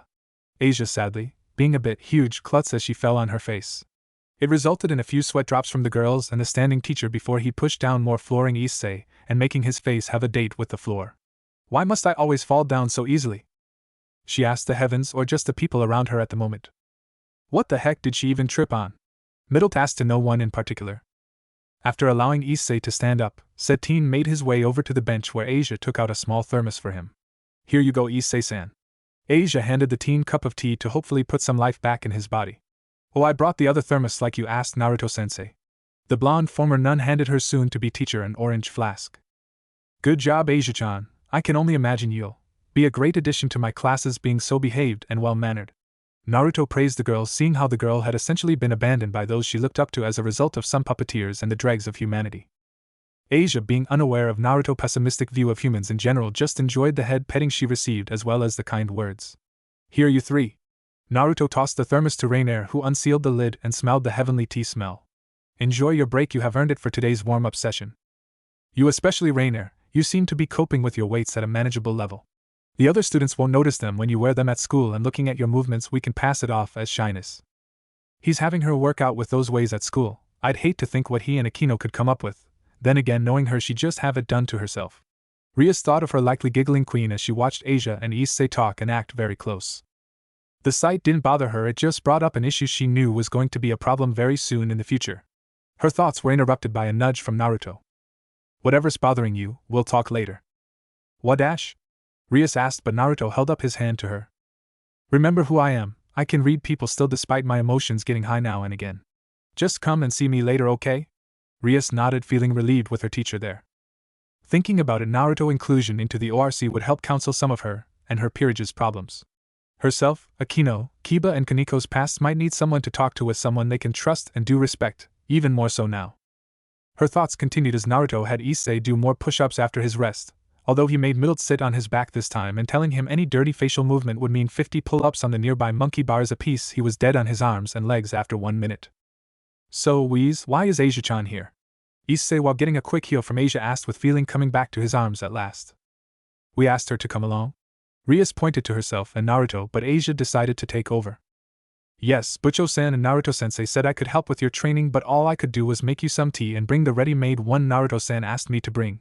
Asia blushed at not being able to do more, especially seeing how Naruto had made one already before she even woke up that morning. Which I thank you for bringing to me and my new students, Asia-chan. I'm sure they appreciated you for bringing it for their small rest, right? Naruto looked to the 3 additions of the group who were breathing hard on their backs from the workout. Right, was the weary reply of them. Yes, but Asia is here to help sort out her new living arrangement, as Naruto-sensei is already allowing myself and others to stay along with his own new charge. So you and her will be heading to her new house today? Rias said, getting questionable looks from the Fallen and Issei. Where's that? Why, your house, of course, Issei. Where she and these two will be staying. There was a small pause after Naruto added that before a loud pair of voices expressed their distress. What?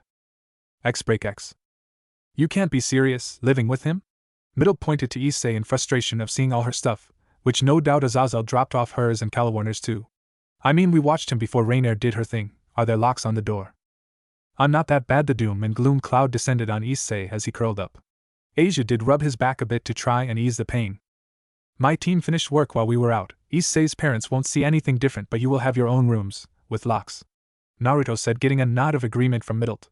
Anyway, let's head in to discuss the new exchange student program I have for you 3.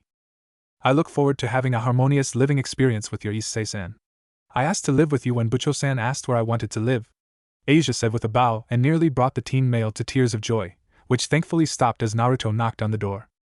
Uzumaki-sensei, you are here to talk about the exchange students. Where are the boys? Issei's mother asked before seeing the 3 girls. I did explain that the students would be females, didn't I? Naruto chuckled, rubbing the back of his head. Once inside, Issei's father and mother looked shocked at the beauties in front of them. Asia-san, was your name right? Issei's father asked, slack-jawed at the cute girls around his son, the embodiment of male lust in teens. Yes, Ota-san. But perhaps a different house might be more suitable for a foreign exchange student, let alone 3. Are you sure this is the best choice of house, Uzumaki-sensei? Naruto just smiled, drinking his tea and letting himself chuckle internally. Having gotten to know Issei's parents, their response was to be expected. Well, considering we live so close and Issei is a distant student to a degree, I thought your big house would be a perfect place for these two. But little Asia-chan here has different reasons for choosing your son. Naruto explained, which the two angels next to him both internally grumbling it seemed. No wait, Middle was still pouting. Issei-san is my savior. He helped me out the most since I moved here to Japan. So I knew I would be at ease as long as it was under the same roof as Issei-san. Asia stated a little bashfully, considering her crush's parents were right in front of her, so did want to make a good impression. Well, after you saying that, we can hardly say no. We do have 3 spare rooms after all. Plus, if Uzumaki-sensei is suggesting that this is the best place out of others, we can't dispute his high opinion of us. But you must be aware that we have a son with an unusually high libido living here. Issei's father stated before his wife chimed in with agreement. I'm right here, you know. It's bad enough talking about your son like that, but when I'm right in front of you as well. Issei's cloud returned to his head as his character had been insulted twice, even if both times there were portions of truth. Ignoring Issei's moment, Naruto decided to add more fuel to the fire for Issei's sake. Well, you can teach little Asia-chan to be a good wife for you, son, since she seems to attach to him, and doesn't seem to mind his habits. Naruto said, getting a heavy blush from Asia and tears of joy from Issei's parents. A wife. Oh darling, the day has come here. A sweet dumb girl had come to marry our no good pervert of a son. Issei's mother said as said teen boy slipped further into his own doom cloud. Wow, even his parents know he's a pervert, least they aren't in denial or something. Warner muttered to no one in general, watching the teen's parents cry, saying how their son was so unworthy of such a cute girl. Nearly made her feel sorry for the boy, nearly. Oto-san, Oka-san, Issei-san is anything but unworthy. Asia's final words sealed the deal for the Hayate parents as they turned back to Naruto. We'll only be too happy to take in Asia-san, Uzumaki-sensei. I only hope Issei doesn't bother the other exchange students as well during their stay with us. Issei's mother said, moving to clasp young Asia's hands, making sure she was actually there and not an illusion or sorts. If we see the pervert insulted by his own parents on a regular basis, it might be so bad for us. Plus, we'll have rooms to ourselves too, and they seem nice enough for humans. Warner thought to herself, a sentiment shared with Middle at this moment, and Issei was quickly sent to bring in all the boxes and take them to the respective rooms. Issei himself was shocked to see his house now had a 3rd floor, but with the paint and materials you'd barely notice it was never there, if no one had told him that, and he'd lived there all his life, so you'd expect him to notice the difference. X.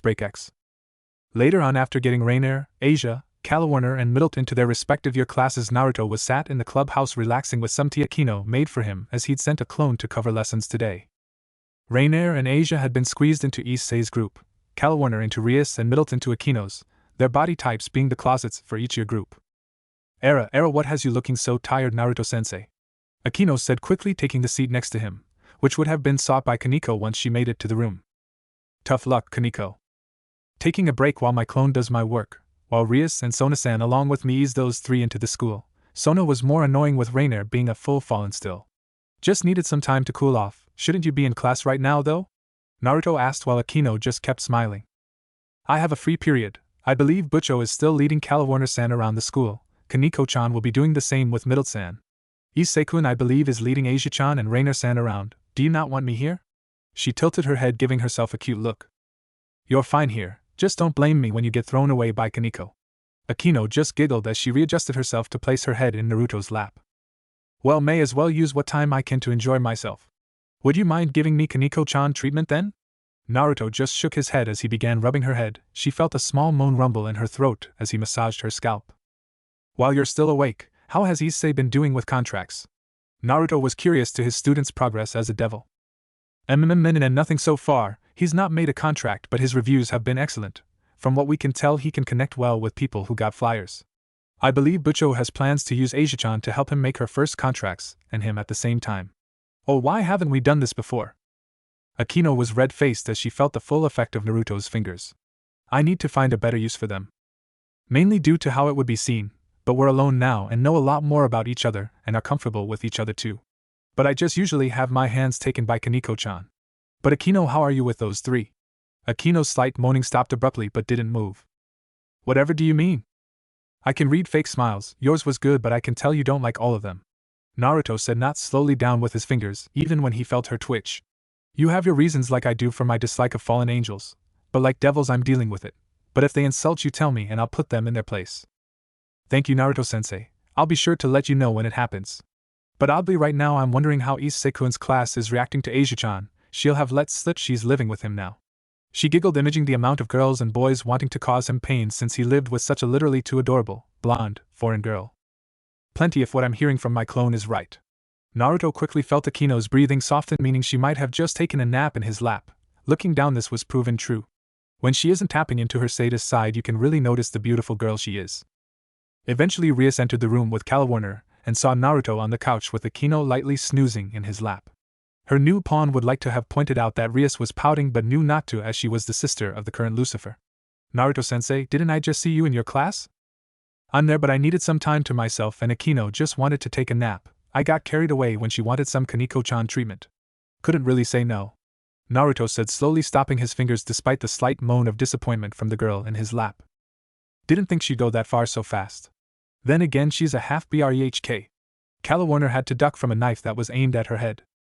While this is a jibe at my age, I'm old not deaf, so while you are one of my students, don't go insulting another of mine under your breath. Naruto said, scratching Akino's head, canceling the miniature gate behind his head. As if he couldn't notice the difference with Akino's half-heritage, he'd figured it out early on, but his relationship on a friendly teacher basis helped him get past that and see her just as his student. Until things changed, of course, they were closer friends now too. He is right though, Calawarner, Akino is my queen, so don't go insulting her in any shape or form. Rias gave the girl a stern glare. She'd have to punish her later. I'll be busy getting Issei-kun and Asia-chan their first proper contracts tonight, so I'll be late home, Naruto-sensei. Akino already told me, take care of those two. I'll wake this one up in a bit, but Rias the girl turned curious as another small portal appeared above his hand, and out popped a video game case. My guy got me an early release. Now I want to just come home straight away, getting Batried War 2 a few weeks before release. Rias both loved and hated what was in Naruto's hands, as she had been playing a few of his games. The newer Kamen Rider ones were very fun, her favorite being Wizard or Double, mainly due to how highly stylish they were with their finishers. Consider it a reward for good behavior and good grades, as you haven't been slipping despite your new peerage editions, and have made time for all of them. He placed the game back into his gate of many treasures, better than storage scrolls, and that was tough to admit when he first got the power. But like several of his abilities they gifted him each had gains, but he used them sparingly, or like a number of things he did until recently. Such a hassle really, but things in life rarely stayed the same no matter how much you try. She's in my spot. Naruto's, Rias and Calawarner's head turned to the door where Kaneko had just walked in with Middled. I doubt she wants to give it up looking so comfy. The pawn commented, only to get Kaneko to whack her lightly across the head. The rook's strength had her kiss the floor though. Sorry Kaneko, just wait a while and she'll have to leave for class. I think there's some fresh cookies in the kitchen though. Naruto placated the girl who he did knowingly spoil.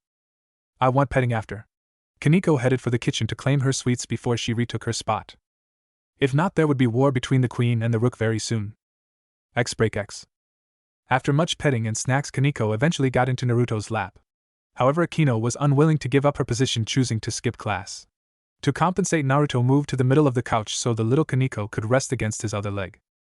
It had been a bit of a pity when they had to wake up, but Kaneko had given him her deadly pout, so was offered a piggyback ride, which she nodded to almost as soon as the offer left his lips. The girl had taken her napping position when they got home. They'd adjourned to his hobby room so Naruto could do a bit of manga reading. Rosario plus Vampire finished at last, and he wanted to enjoy it. Is it odd that such a powerful man has such a geeky hobby? Rainier asked, sitting in the room serving some tea at a snail's pace as her seals were on, and Naruto thought she could get some training doing delicate processes while her arms felt like cement blocks. It's a matter of perspective. When I was young there were magazines, but in all that time weren't too many adventures that mangaka come up with today. Some even have deeper meanings to them. But I like being a geeky in my free time, plus with Rias I guess I have someone to share it in. You as well, when your control is good enough to not rip any pages, of course. Naruto said, turning the page with his single free hand as the other had been placed on the white-haired girl in his lap and she was refusing to let it leave. Era, might you have anything in my tastes then, Naruto-sensei? Akino, while no longer under the skilled hands of Naruto, was not letting Kaneko get too far ahead as she joined them in the room, sitting in the chair opposite Rainier, as she enjoyed the struggling movements of the fallen angel. I'm not too sure most books with your likes are likely in the red section. Yes, I'm aware of what I did. But this game might be to your liking. He pointed to his wall of games. Bayonetta, well, this could be interesting. Like many moments in life, Akino found another reason to like her favorite teacher, as she was introduced to a woman she could learn a couple things from. So many devices to recreate for fun. Naruto-sensei, let me try that game please. Ria's voice echoed into the room as she entered, looking tired of the ordeal that was Issei and Asia's first contract. The weird couple in Japanese and foreign armor were exhausting enough, but getting Issei to bring them together by suggesting he might get to touch her breasts. By a twist of fate he tripped and ended up groping Calawarner, who had not hit him, well, not too badly, just a small bruise. Asia had healed it in no time, and he'd apologized, but his following words were, "Sorry, I'll make sure next time I grope you I'll be allowed to grope your wonderful Issei."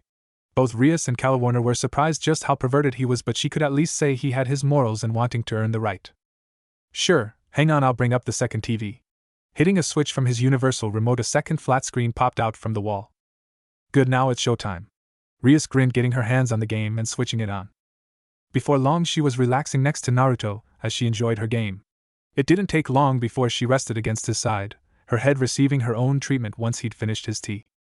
For Rias, she knew these moments of peace may not last much longer, and was determined to make them last while she could. But part of her wondered how much Naruto could help if she only asked. Then again, he'd helped her out so much already. She had noticed Naruto making room under the stairs for another guest, most likely her other peerage member.